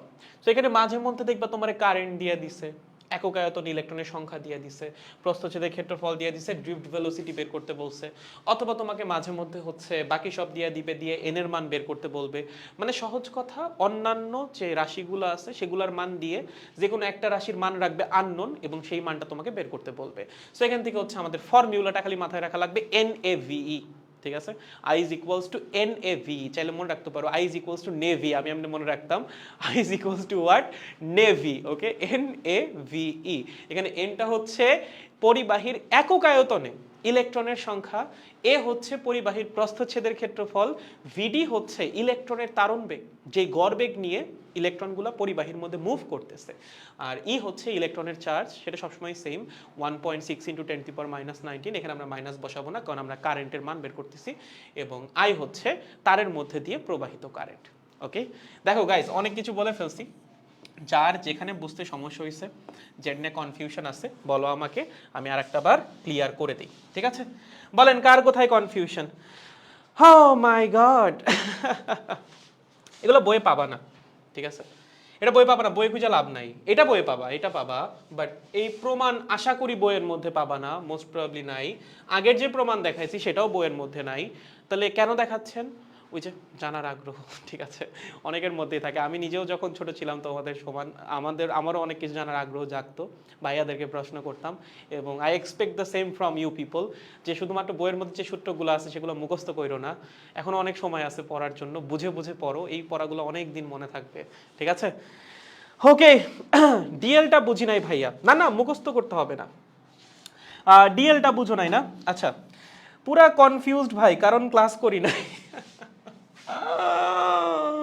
ডিএলটা বুঝো নাই, ওকে। ডিএল এর ব্যাপারটা কি দেখো বলি, ধরো এই এই হচ্ছে আমাদের পরিবাহী। আমরা বললাম আমরা দেখতে চাই এই পরিবাহীর এই যে প্রস্থচ্ছেদটা, এই প্রস্থচ্ছেদের মধ্যে দিয়ে কতখানি চার্জ অতিক্রম করছে। এখন আমি শুরুতে ধরেই নিলাম যে হ্যাঁ, এই যে এখানে যে কয়টা ইলেকট্রন আছে সেই কয়টা ইলেকট্রন ডিটি সময়ের মধ্যে এই প্রস্থচ্ছেদকে অতিক্রম করে চলে যাবে। ওকে, কি ধরে নিলাম? এই যে 6টি ইলেকট্রন আছে, এই 6টি ইলেকট্রন ডিটি সময়ে প্রস্থচ্ছেদকে অতিক্রম করবে। এখন আমার একটা কথা বলো, তোমরা 4 জন বন্ধু রওনা দিছো, হ্যাঁ? ধরো তোমরা 4 জন বন্ধু আছো, 1 2 3 4, ঠিক আছে? এইটা হচ্ছে তোমাদের ডেস্টিনেশন পয়েন্ট। তোমরা সবাই একই বেগে দৌড় দিছো, তুমি আসো বা তোমার ফ্রেন্ড 1 আছে সবার সামনে, 2 তারপরে, 3 তারপরে, 4 হচ্ছে তারপরে। তুমি বললা যে 5 সেকেন্ডের মধ্যে সবার এই ফিনিশিং মার্কে পৌঁছাইতে হবে, যে তোরা যে 4 জন আসোস 5 সেকেন্ডের মধ্যে সবাই এই ফিনিশিং মার্কে পৌঁছাবি, সবার বেগ সমান। ধরো ওর বেগও 10, ওর বেগও 10, ওর বেগও 10, ওর বেগও 10। তোমার চিন্তাটা কারে নিয়ে হবে? যে সবার সামনে আছে তারে নিয়ে না, তোমার চিন্তা হবে যে সবার শেষে আছে তাকে নিয়ে। কারণ সবার বেগ সেম, ও যেই বেগে সামনে আগাবে ও সেই বেগে সামনে আগাবে, ও সেই বেগে সামনে আগাবে, ও সেই বেগে সামনে আগাবে। তুমি যদি বলো যে প্রথম ব্যক্তি 5 সেকেন্ডের মধ্যে ডেস্টিনেশনে এসে পৌঁছাইতে পারতেছে, এটা কি কোনো অ্যাসিউরিটি দেয় যে বাকি 3 জনও এখানে পৌঁছাইতে পারবে? তাই না। কিন্তু প্রথম ব্যক্তি ধরো 5 নাম্বার সেকেন্ডে গিয়ে একদম ডেস্টিনেশনে পৌঁছাইছে, সেক্ষেত্রে কি 2 নাম্বার 3 নাম্বার 4 নাম্বার ব্যক্তি তখনও যে পৌঁছাইতে পারবে? পারবে না। তাহলে তুমি যদি এইটা অ্যাসিওর করতে চাও যে 4 জনই 5 সেকেন্ডের মধ্যে এখানে গিয়ে পৌঁছাইতে পারতেছে, তোমার কি এনশিওর করা লাগবে? তোমার এনশিওর করা লাগবে বা তোমার কনসার্ন থাকবে এই 4 নাম্বার ব্যক্তিকে নিয়ে। এই 4 নাম্বার ব্যক্তি যদি 5 সেকেন্ডের মধ্যে এখানে এসে পৌঁছাইতে পারে, সামনের 3 জন তো অবশ্যই পৌঁছাইতে পারবে। সো আমাদের কনসার্ন লাস্টের পার্সনটাকে নিয়ে। ওকে, সিমিলারলি এখানে আমাদের কনসার্ন হচ্ছে লাস্টের ইলেকট্রনটা নিয়ে। লাস্টের ইলেকট্রন যদি এই প্রস্থচ্ছেদটাকে অতিক্রম করতে পারে, সামনের ইলেকট্রনগুলো তো অবশ্যই অতিক্রম করতে পারবে। তাহলে লাস্টের ইলেকট্রনের কতটুকু দূরত্ব অতিক্রম করা লাগতেছে? লাস্টের ইলেকট্রনের এতটুকু দূরত্ব অতিক্রম করা লাগতেছে এই প্রস্থচ্ছেদটাকে অতিক্রম করার জন্য। সেইটাই কি সিলিন্ডারের দৈর্ঘ্যের সমান না, সেইটাই সিলিন্ডারের দৈর্ঘ্যের সমান। তার মানে সিলিন্ডারের দৈর্ঘ্য হবে লাস্টের ইলেকট্রনের অতিক্রান্ত দূরত্বের সমান। যেহেতু প্রত্যেকটি ইলেকট্রনের বেগ সেম, সমান সময়ে সবাই সমান পরিমাণ দূরত্বই অতিক্রম করবে। ডিটি সময়ে লাস্টের যে ইলেকট্রন সেও অতিক্রম করবে ভি ইন্টু ডিটি পরিমাণ দূরত্ব, ফার্স্টের যে ইলেকট্রন সেও অতিক্রম করবে ভি ইন্টু ডিটি পরিমাণ দূরত্ব। এবং এই অতিক্রান্ত দূরত্বটা কার সমান হইতে হবে? অবশ্যই সিলিন্ডারের দৈর্ঘ্যের সমান। যদি সিলিন্ডারের দৈর্ঘ্যের চেয়ে কম হয় তাহলে কিন্তু লাস্টের ইলেকট্রন অতিক্রম করতে পারবে না। লাস্টের ইলেকট্রন অতিক্রম করতেছে এটা এনশিওর করার জন্য অবশ্যই ডিটি সময়ে লাস্টের ইলেকট্রনের অতিক্রান্ত দূরত্ব হওয়া লাগবে সিলিন্ডারের দৈর্ঘ্যের সমান। তাহলে আমরা বলতে পারবো যে হ্যাঁ, সবাই অতিক্রম করছে, কারণ লাস্টের জন যদি অতিক্রম করে সামনের গুলো তো অতিক্রম করছেই। তার মানে ডিএলটা হবে ভি ইন্টু ডিটি। এবং এই ভিটা কি? ইলেকট্রনের বেগ। ইলেকট্রন যেই বেগ নিয়ে গতিশীল সেটাকে আমরা কি বলি? Drift velocity. That means drift velocity is equals to D L by D T. বুঝছো? সো এখান থেকে হচ্ছে আমরা এই যে ডিএল বাই ডিটির পরিবর্তে বসাইছি কি? Drift velocity. এবং এখান থেকে আমাদের এই ফর্মুলার ও মাই গড প্রমাণটা চলে আসছে। সহজ, পারবো? সহজ, ও মাই গড, ডিরেক্ট মুখস্থ। ড্রিফট ভেলোসিটিটা আবার একটু সামারাইজ করে দেন। হ্যাঁ, এই যে এটাই তো বললাম, ড্রিফট ভেলোসিটিটাই মানে এইটা নাকি আগেরটা? মানে এটা হচ্ছে কারেন্ট এবং ড্রিফট ভেলোসিটির মধ্যে সম্পর্ক, যে তোমাদের বইয়ে আছে। এবং এই ফর্মুলার ম্যাথ তোমাদের লাগবে। এখন আমরা এই ফর্মুলার ম্যাথই করব, কারণ এই ম্যাথ ছাড়া আগানো যাবে না। এই ম্যাথ আসে, একবার বইয়েটাও আসছে 2 বছর আগে। আর এর আগে যেটা বললাম সেটা হচ্ছে ড্রিফট ভেলোসিটির মেইন ফর্মুলা। সেটা আমাদের ডিরেক্ট লাগবে না, বাট অন্যান্য ফর্মুলা প্রমাণ করার জন্য হচ্ছে এটা আবার লাগবে। ঠিক আছে, কোনটা বুঝো নাই বলো, এটা বুঝাই দিচ্ছি। ভাইয়া বুঝছি এবার, ঠিক আছে। আগেরটা, আচ্ছা আগেরটা সামারি করে দিব না, আগেরটা তো একদম সহজ ছিল। এখানে হচ্ছে আমাদের ড্রিফট ভেলোসিটি হচ্ছে কি? প্রত্যেকটা ইলেকট্রনের বেগের এভারেজ। ওকে, সো ইলেকট্রনের শুরুতে একটা বেগ থাকে, থার্মাল ভেলোসিটি। এটা প্রথম ইলেকট্রনের শুরুর বেগ, এটা দ্বিতীয় ইলেকট্রনের শুরুর বেগ, এটা 3 নাম্বার ইলেকট্রনের শুরুর বেগ। দেন ইলেকট্রনের অ্যাক্সিলারেশন হয়। অ্যাক্সিলারেশন কেন হয়? কারণ তুমি যখন ইলেকট্রিক ফিল্ডের ভিতরে চার্জকে নিয়ে আসছো, ইলেকট্রিক ফিল্ড তো চার্জের উপর বল প্রয়োগ করবে, এবং যেখানেই বল আছে সেখানে কি আছে? অ্যাক্সিলারেশন আছে। সো ইলেকট্রিক ফিল্ডের প্রভাবে ইলেকট্রন অ্যাক্সিলারেট করবে, এবং অ্যাক্সিলারেট করে দেখা যাবে তার বেগটা বৃদ্ধি পেয়ে হইছে v1। এবং এই যে অ্যাক্সিলারেশনের মাধ্যমে তার বেগ একটা কনস্ট্যান্ট ভেলোসিটিতে পৌঁছাচ্ছে। এই সবগুলা ইলেকট্রনের বেগের যে এভারেজ সেটাই হচ্ছে ড্রিফট ভেলোসিটি। তাহলে প্রথম ইলেকট্রনের সেই বেগের মান কত? আদি বেগ প্লাস ত্বরণ ইনটু সময়। এই সময়টাকে বলা হয় রিল্যাক্সেশন টাইম। মানে বেগ u1 থেকে v1 হইতে যতটুকু সময় লাগছে, বা একটা সংঘর্ষের পর আর একটা সংঘর্ষে লিপ্ত হইতে যতটুকু সময় লাগতেছে সেটাকে বলা হয় ইলেকট্রনের রিল্যাক্সেশন টাইম। মানে এই টাইমটা ইলেকট্রনটা রিল্যাক্সড, সে অন্য কোনো ইলেকট্রনের সাথে বা অন্য কোনো পরমাণুর সাথে সংঘর্ষে লিপ্ত হচ্ছে না। এই টাইমটুকু সে রিল্যাক্সে ট্রাভেল করতেছে। ওকে, এবং এই টাইমটুকুর মধ্যেই তার বেগটা বৃদ্ধি পাচ্ছে বা ত্বরণটা কাজ করতেছে। সো এটাকে আমরা বলি হচ্ছে রিল্যাক্সেশন টাইম। সো এখানে শেষ বেগ, আদি বেগ, ত্বরণ আর সময়ের মধ্যে সম্পর্ক গতিবিদ্যার ফর্মুলা অ্যাপ্লাই করছি। সেম কাহিনী সেকেন্ড ইলেকট্রনের জন্য, থার্ড ইলেকট্রনের জন্য, এনতম ইলেকট্রনের জন্য। এখন আমার কি লাগবে? আমার লাগবে হচ্ছে এই সবগুলার এভারেজ, তাই না? সবগুলার এভারেজটাই হচ্ছে ড্রিফট ভেলোসিটি। তাহলে ড্রিফট ভেলোসিটি হবে হচ্ছে এই সবগুলা বেগের এভারেজ। দেন এই বেগটাকে প্রকাশ করা যায় কিভাবে? v1 হচ্ছে u1 plus a tau 1, v2 হচ্ছে u2 plus a tau 2, v3 হচ্ছে u3 প্লাস a টাউ 3। এভাবে সবগুলাকে যোগ করছি, u গুলাকে আলাদা করছি, a টাউ গুলাকে আলাদা করছি। u এর যে এভারেজ, u কি? Thermal velocity. থার্মাল ভেলোসিটির এভারেজ কত? 0। এর জন্য এখানে আসছে 0। এখানে a ইন্টু টাউ এর এভারেজ। টাউ এর এভারেজ হচ্ছে এভারেজ রিল্যাক্সেশন টাইম। সো এখান থেকে আসছে a টাউ এভারেজ। আর a মানে কি? a মানে আমরা যে আগেই পড়ে আসছিলাম, ইলেকট্রিক ফিল্ডের জন্য তৈরি হওয়া ত্বরণ EE ডিভাইডেড বাই m। সেটার মানটা হচ্ছে বসাই দিছি, বসাই দিলেই আমাদের ড্রিফট ভেলোসিটির যে মেইন ফর্মুলা সেটা চলে আসছে। ওকে, এখন এই ফর্মুলাতে আছে E, আমার লাগবে v বা বিভব পার্থক্য। কারণ চলতরিতে যে ম্যাথগুলা সেখানে আসলে ইলেকট্রিক ফিল্ডের মান দেওয়া থাকে না, দেওয়া থাকে হচ্ছে বিভব পার্থক্যের মান। তার মানে আমার ইলেকট্রিক ফিল্ডকে সরিয়ে এক্সপ্রেশনের মধ্যে সামহাও বিভব পার্থক্য নিয়ে আসা লাগবে। সেটা কেমনে আনবো? ইলেকট্রিক ফিল্ড এবং বিভব পার্থক্যের মধ্যে সম্পর্ক। একটা কনস্ট্যান্ট ইলেকট্রিক ফিল্ডের যে কোনো দুইটা পয়েন্টের মধ্যে বিভব পার্থক্য হয় ইলেকট্রিক ফিল্ডের মান মাল্টিপ্লাইড বাই ওই দুইটা পয়েন্টের মধ্যবর্তী দূরত্ব। তাহলে ধরো আমাদের এই হচ্ছে পরিবাহী, পরিবাহীর দুই প্রান্তের বিভব পার্থক্য হচ্ছে v, পরিবাহীর দৈর্ঘ্য হচ্ছে l। তাহলে দুই প্রান্তের বিভব পার্থক্য কত হবে? ইলেকট্রিক ফিল্ডের মান মাল্টিপ্লাইড বাই এই দুইটা পয়েন্টের, পরিবাহীর এক প্রান্ত থেকে আরেক প্রান্তের মধ্যবর্তী দূরত্ব, মানে পরিবাহীর দৈর্ঘ্যের সমান। তার মানে v is equals to e into l। তাহলে e হচ্ছে v divided by l। e এর মান এখানে বসাই দিছি v বাই l। তাহলে আমাদের ড্রিফট ভেলোসিটির যে আলটিমেট ফর্মুলা সেটাও চলে আসছে। সেটা কি? সেটা হচ্ছে E V divided by M L into tau average. Tau average হচ্ছে এভারেজ রিল্যাক্সেশন টাইম, এলটা হচ্ছে পরিবাহীর দৈর্ঘ্য, এম হচ্ছে ইলেকট্রনের ভর, ই হচ্ছে ইলেকট্রনের চার্জ এবং ভি হচ্ছে এই পরিবাহীর দুই প্রান্তের বিভব পার্থক্য। দেখো বুঝছো কিনা? এবার বোঝা উচিত। ও মাই গড গাইস, ক্লিয়ার? ছাইরা দেন ভাই, এবার তো রাতেও ক্লাস নিবেন। না না, এই যে দিচ্ছি একটু পরে ছাইরা দিচ্ছি। তোমরা খালি ছাড়ার কথা বলো কেন? গাইস সব ঠিক আছে না? আমি একটাবার একটু চেক করে নিই লাইভে আবার কোনো ইয়াটিয়া হইলো নাকি, কারণ আমার এখানে ফোনের মধ্যে হচ্ছে নাড়াচাড়া হচ্ছে। I don't know Y. দেখো সবাই বুঝছো কিনা? না, দুইটা ম্যাথ করাবো, দুইটা ম্যাথ করে ছেড়ে দিচ্ছি। দুইটা ম্যাথ থিওরি পড়া শেষ, ঠিক আছে? তোমরা ভয় পাও না, ভয় পাও না বাচ্চারা, ভয় পায় না, আমরা খালি ম্যাথ করব। দুইটা ম্যাথ করব, ঠিক আছে? এই ফর্মুলা দিয়ে খালি ম্যাথ করব। ওকে, তাহলে আসো ম্যাথ করি, চলো। থিওরি বোঝা হয়ে গেছে, কমপ্লিট। এবার আসা যাক ম্যাথ। দেখো ম্যাথ একদম সহজ। কি বলছে ম্যাথে? ম্যাথে বলছে একটা তামার পরিবাহীতে মুক্ত ইলেকট্রনের ঘনত্ব 3 × 10⁻29 পার মিটার কিউব। এটার মানে কি? মানে হচ্ছে তামার যে পরিবাহী তোমার কাছে আছে তার প্রতি মিটার কিউবে ইলেকট্রন আছে 3 × 10⁻29টা, এবং বলছে প্রবাহ ঘনত্ব is equals to 1.65 × 10⁻6 ampere per metre square. প্রশ্ন হচ্ছে এই প্রবাহ ঘনত্ব জিনিসটা কি, সেটাতে আসতেছি, এবং ওই পরিবাহীতে ইলেকট্রনের তারণ বেগ কত সেটা তোমাকে বের করতে বলছে। ওকে, এই সিমিলার টাইপের একটা ম্যাথ হচ্ছে বইটা আসছিল। প্রবাহ ঘনত্ব জিনিসটা কি এটা একটু বলে দিই।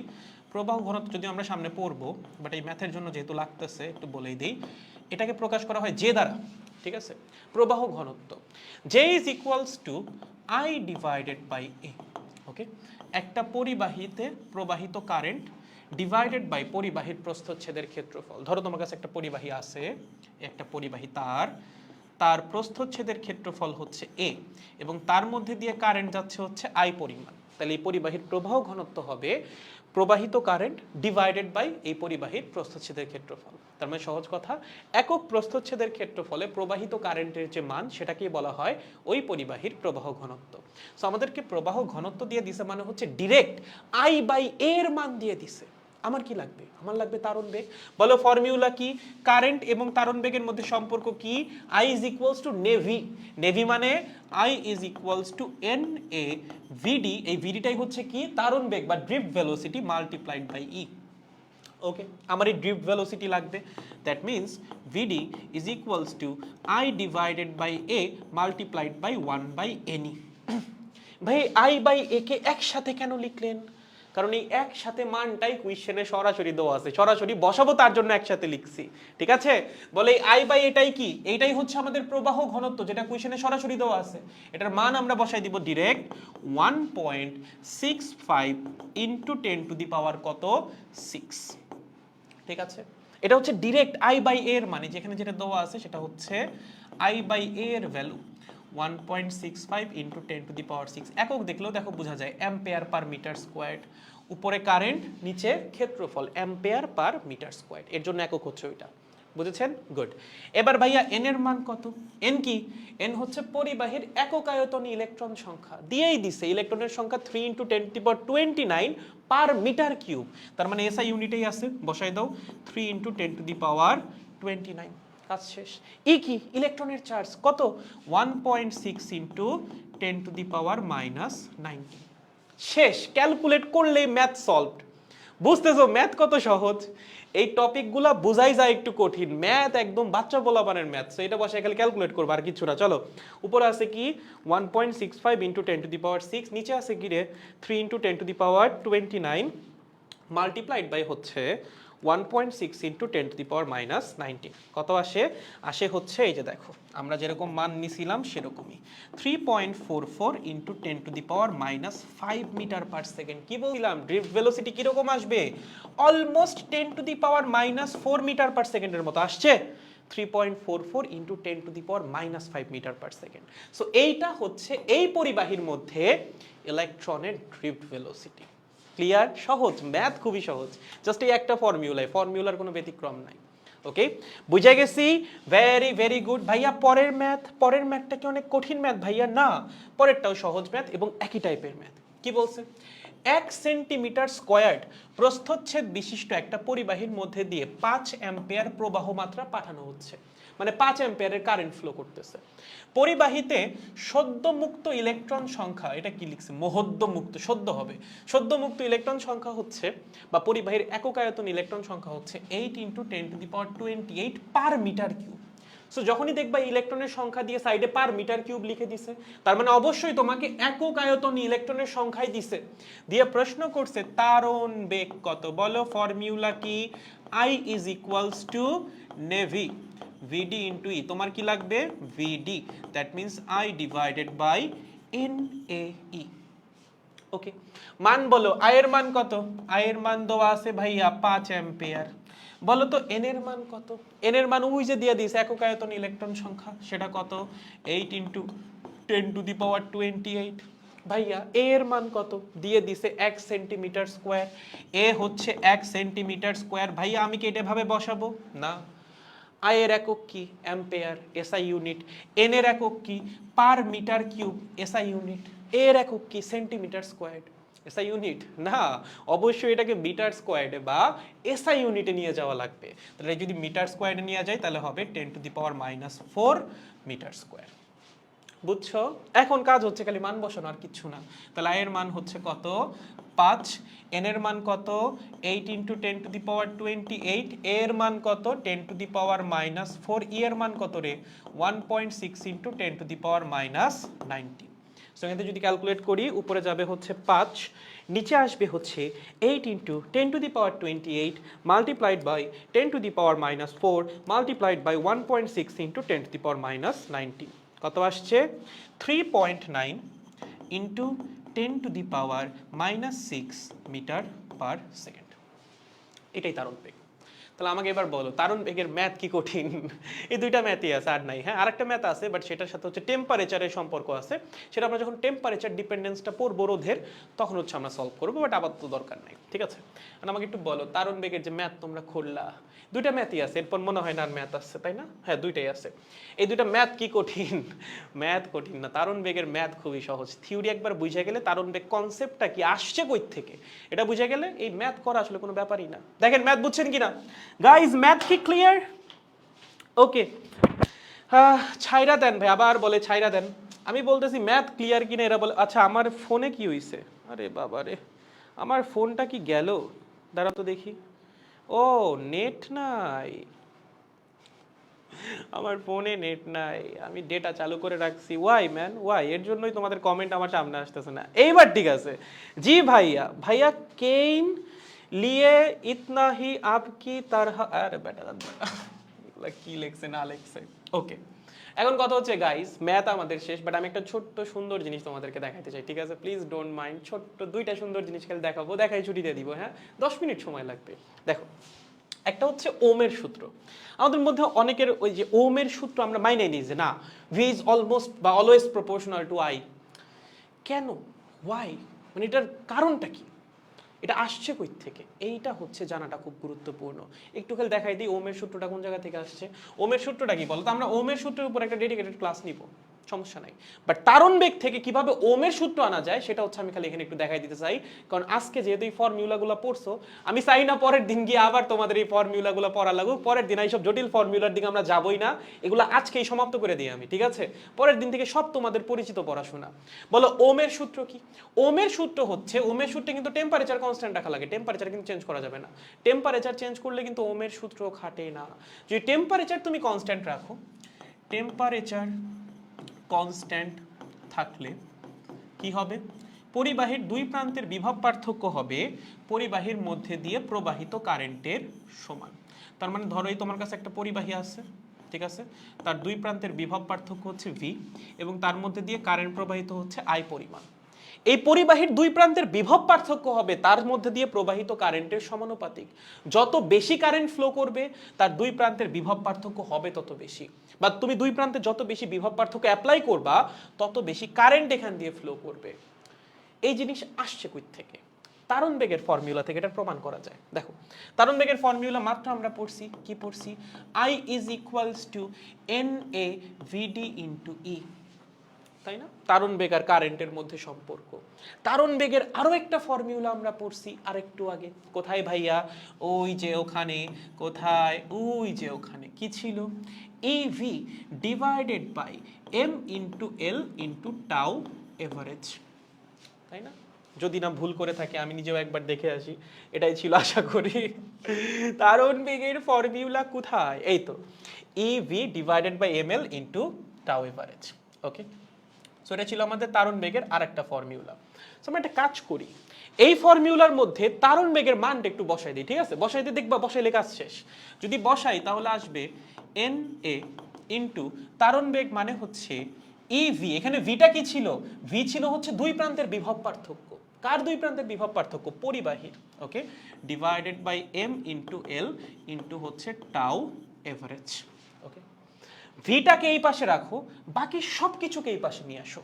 তাহলে হবে হচ্ছে V is equals to M L divided by N tau average A multiplied by I.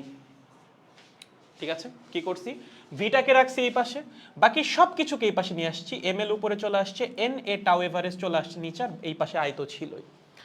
Temperature যদি কনস্ট্যান্ট থাকে, এই সবগুলার মান কনস্ট্যান্ট। চিন্তা করে দেখো এখানে এমটা কি? এম হচ্ছে ইলেকট্রনের ভর, কনস্ট্যান্ট। এল কি? এল হচ্ছে পরিবাহীর দৈর্ঘ্য, কনস্ট্যান্ট, তাই না? টেম্পারেচার যদি কনস্ট্যান্ট রাখো, পরিবাহীর দৈর্ঘ্যটা কিছু চেঞ্জ হবে? কিচ্ছু চেঞ্জ হবে না, অবশ্যই কনস্ট্যান্ট থাকবে। এন কি? এন হচ্ছে পরিবাহীতে মুক্ত ইলেকট্রন সংখ্যা। এইটা টেম্পারেচার কনস্ট্যান্ট না থাকলে কিন্তু কনস্ট্যান্ট হবে না। তুমি যখন একটা পরিবাহীর টেম্পারেচার বাড়াবা, দেখা যাবে তার মুক্ত ইলেকট্রনের সংখ্যা বাইরে যেতে পারে, সম্ভাবনা একটা আছে। সো টেম্পারেচার যদি কনস্ট্যান্ট থাকে তাহলে এন এর মান কনস্ট্যান্ট। টেম্পারেচার যদি কনস্ট্যান্ট না থাকে, এন এর মান কনস্ট্যান্ট নাও হইতে পারে। বাট আমাদের ওমের সূত্রে তো বলাই আছে যে টেম্পারেচার আমরা কনস্ট্যান্ট রাখবো। সো টেম্পারেচার কনস্ট্যান্ট থাকলে এই এন এর মানও constant. Tau average, temperature constant থাকলে কনস্ট্যান্ট, টেম্পারেচার কনস্ট্যান্ট না থাকলে টাউ এভারেজের মান কমে যাবে। ঠিক আছে, আর এ হচ্ছে প্রস্থচ্ছেদের ক্ষেত্রফল, এটাও কনস্ট্যান্ট। তার মানে টেম্পারেচার যদি কনস্ট্যান্ট থাকে, এই পুরো জিনিসটাই কনস্ট্যান্ট। তাহলে ফর্মুলা কি আসতেছে? ফর্মুলা আসতেছে ভি ইজ ইকুয়ালস টু একটা কনস্ট্যান্ট মাল্টিপ্লাইড বাই আই। একটা কনস্ট্যান্ট আর ইকুয়াল সাইন ছড়াইলে কি আসে? সমানুপাতিক চিহ্ন। এখান থেকেই চলে আসে তোমার ওমের সূত্র, V is proportional to I. This is Ohm's law. বুঝেছো? এটাই কি আমাদের ওমস ল। ক্লিয়ার? সহজ না? একদম সহজ, এগুলো আসলে কোনো ব্যাপারই না, এমনিই পারবা। ঠিক আছে, এখন এখান থেকে আরো একটা জিনিস তোমাদেরকে প্রমাণ করে দিয়ে যায়, আমরা পরের দিন বিস্তারিত আলোচনা করবো। বাট ওই যে পরের দিন আসলে আমি আর এইসব সূত্রের মধ্যে যাই চাচ্ছি না, আজকে একবারে দেখাই দিই। ঠিক আছে, সেটা হচ্ছে রোধ। রোধের একটা, এটা তো বুঝছো না, ওমস ল নিয়ে আমরা পড়বো ডিটেলসে, সমস্যা নেই। আমি জাস্ট দেখাই রেখে গেলাম যে কিভাবে ওমস ল প্রমাণ করা যায়। এরপর হয়তো আমরা যখন পড়বো তখন আর প্রমাণে যাব না, প্রমাণটা এখানেই দেখাই দিলাম। ওকে, আর একটা ফর্মুলাও তোমরা 9-10 থেকে দেখে আসতেছো, সেটা হচ্ছে রোধের ফর্মুলা। কিসের ফর্মুলা? রোধ। আচ্ছা আমি এই পেজটা অন না করি, আমি এমনি লিখি। রোধের ফর্মুলা তোমরা বহুকাল ধরে এটা দেখে আসতেছো, R is equals to rho into L by A. তুমি আমাকে বলো তো এই ফর্মুলা তুমি দেখছো না? অবশ্যই দেখছো 9-10-এ। এই ফর্মুলার প্রমাণ দেখছো কখনো? না। তুমি মুখস্থ করছো। কেমনে মুখস্থ করছো? যে ভাইয়া পরিবাহীর রোধ পরিবাহীর দৈর্ঘ্যের সমানুপাতিক, পরিবাহীর রোধ পরিবাহীর প্রস্থচ্ছেদের ক্ষেত্রফলের ব্যস্তানুপাতিক। তাহলে ভাই দুটাকে যদি আমি একসাথে করি, আসবে হচ্ছে R is proportional to L by A. আমি যদি সমানুপাতিক চিহ্ন সরাই, ইকুয়াল সাইন আনি, তখন আসবে ভাইয়া R is equals to rho into L by A. কেমনে হইলো? ভাইয়া মুখস্থ। এটা প্রমাণ করা যায়। কেমনে প্রমাণ করা যায়? এই যে এখান থেকে প্রমাণ করা যায়। মাত্র যেন কি পাইলাম? মাত্র পাইলাম হচ্ছে v is equals to what? v is equals to ml by n tau average a. বলো ml divided by n tau average a multiplied by I. বলো রোধ মানে কি? রোধ মানে হচ্ছে পরিবাহীর দুই প্রান্তের বিভব পার্থক্য ডিভাইডেড বাই প্রবাহিত কারেন্ট, তাই না? এটাকেই বলা হয় রোধ। পড়বো, সামনে পড়বো যে রোধে কেন এটা বলা হয় বা কি না কি। বাট আপাতত এতটুকু জানি যে বিভব পার্থক্যকে বা পরিবাহীর দুই প্রান্তের বিভবকে যদি প্রবাহিত কারেন্ট দ্বারা ভাগ করি, আমরা কি পাবো? রোধ পাবো। ওকে, তাহলে কাজ করো, কারেন্টটাকে এই পাশে নিয়ে আসো। যদি কারেন্টটাকে এই পাশে নিয়ে আসি, তাহলে V by I is equals to M by N tau average multiplied by L by A. এলটাকে একটু আলাদা করে লিখছি, এটাকে একটু আলাদা করে লিখছি, M divided by N tau এভারেজকে একটু আলাদা করে লিখছি। ভি বাই আই মানে কি? ভি বাই আই মানে হচ্ছে পরিবাহীর রোধ is equals to M by N tau average multiplied by L by A. Okay, দেখো তো এই যে এই এল চেনা চেনা লাগে কিনা, এই যে এখানে এল, এই যে এ একটু চেনা চেনা লাগে, এই যে এখানে এ।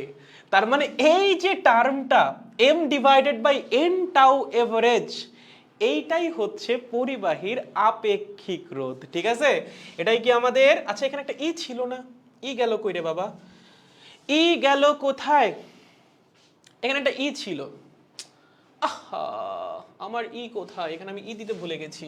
ইস, এখানে একটা ই আছে না, সো ইটা আসবে হচ্ছে নিচে, এখানে একটা ই আছে।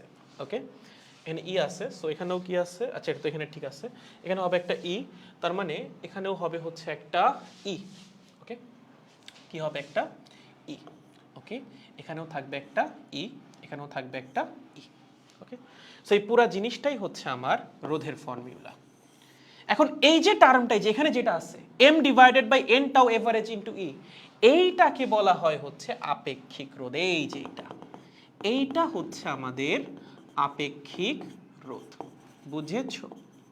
এটাকে আমরা কি বলি?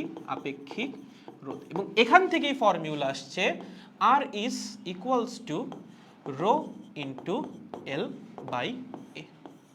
ক্লিয়ার? পরের দিন বিস্তারিত পড়বো, বুঝছো? সেই হচ্ছে এই ফর্মুলার প্রমাণ, আর এই হচ্ছে ওমের সূত্রের প্রমাণ। দেখো ক্লিয়ার কিনা, দেখো দেখো দেখো। ও মাই গড, দাদা মেরে ফেলি না, তো তোদের ভালোর জন্যই পড়াচ্ছি, লাইক যদি কারো জানার আগ্রহ হয় তখন। দেখো দেখো দেখো, আরে চিল গাইস, তোমরা তো প্যারা খাও কেন? আমাকে নিয়ে তো প্যারা খাওয়ার কিছু নাই, আমি কোনো কথাই খুব বেশি কিছু মনে করি না। রিল্যাক্স রিল্যাক্স, তোমরা বুঝতেছো কিনা সেটা মানে ততটুকু জানলেই এবং তোমরা বুঝলেই আসলে আমি খুশি, এর চেয়ে বেশি আমার কিছু চাওয়ার নাই। ঠিক আছে, ক্লিয়ার দাদা, শাবাশ, ক্লিয়ার ভাই, আরে নাইস। এবার দেখছো ওই যে ফর্মুলাটা কেন কাজে লাগতেছে, ওই ফর্মুলা ছাড়া কিন্তু এগুলো কোনোটাই প্রমাণ করতে পারতাম না। মানে আমাদের এই যে তারণ বেগের যে ফর্মুলা, এইটা ছাড়া কিন্তু এই কোনো ফর্মুলাই প্রমাণ করা সম্ভব ছিল না। সো এর জন্য হচ্ছে ফান্ডামেন্টাল ফর্মুলাটা কাজে লাগে। এটা তোমার কোনো ম্যাথ আসবে না এটা দিয়ে, সমস্যা নাই, এটা কোনো ম্যাথ তোমার করা লাগবে না। ফর্মুলা যদি তোমার মুখস্থ নাও থাকে তাও কোনো সমস্যা নাই, জাস্ট এতটুকু জেনে রাখো একটা ফান্ডামেন্টাল ফর্মুলা আছে। আমরা বইয়ে যেটা পড়ি এটা ফান্ডামেন্টাল ফর্মুলা না, এটা হচ্ছে কারেন্ট আর তারণ বেগের মধ্যে সম্পর্ক। এবং আমরা এই ফান্ডামেন্টাল ফর্মুলার থ্রুতে ওমের সূত্র প্রমাণ করতে পারি।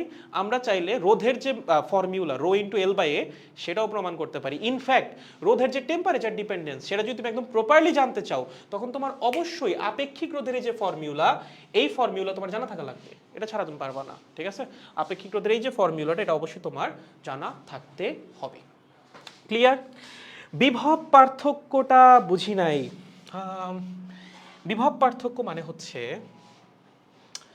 বিভব পার্থক্য ধরো এই একটা তোমার কাছে তার আছে, ঠিক আছে, তারের প্রত্যেকটা পয়েন্টের একটা বিভব থাকে। ঠিক আছে, একটা তারের বা একটা পরিবাহীর প্রত্যেকটা পয়েন্টে একটা সার্টেন পটেনশিয়াল থাকে। মানে ইলেকট্রিক ফিল্ডের ভিতরে যখন তুমি থাকবা, সেই ইলেকট্রিক ফিল্ডের ভিতরে প্রত্যেকটা বিন্দুর একটা নির্দিষ্ট বিভব থাকবে। সো দেখা যাবে তারের এই পয়েন্টের একটা নির্দিষ্ট বিভব আছে, এই পয়েন্টের একটা নির্দিষ্ট বিভব আছে।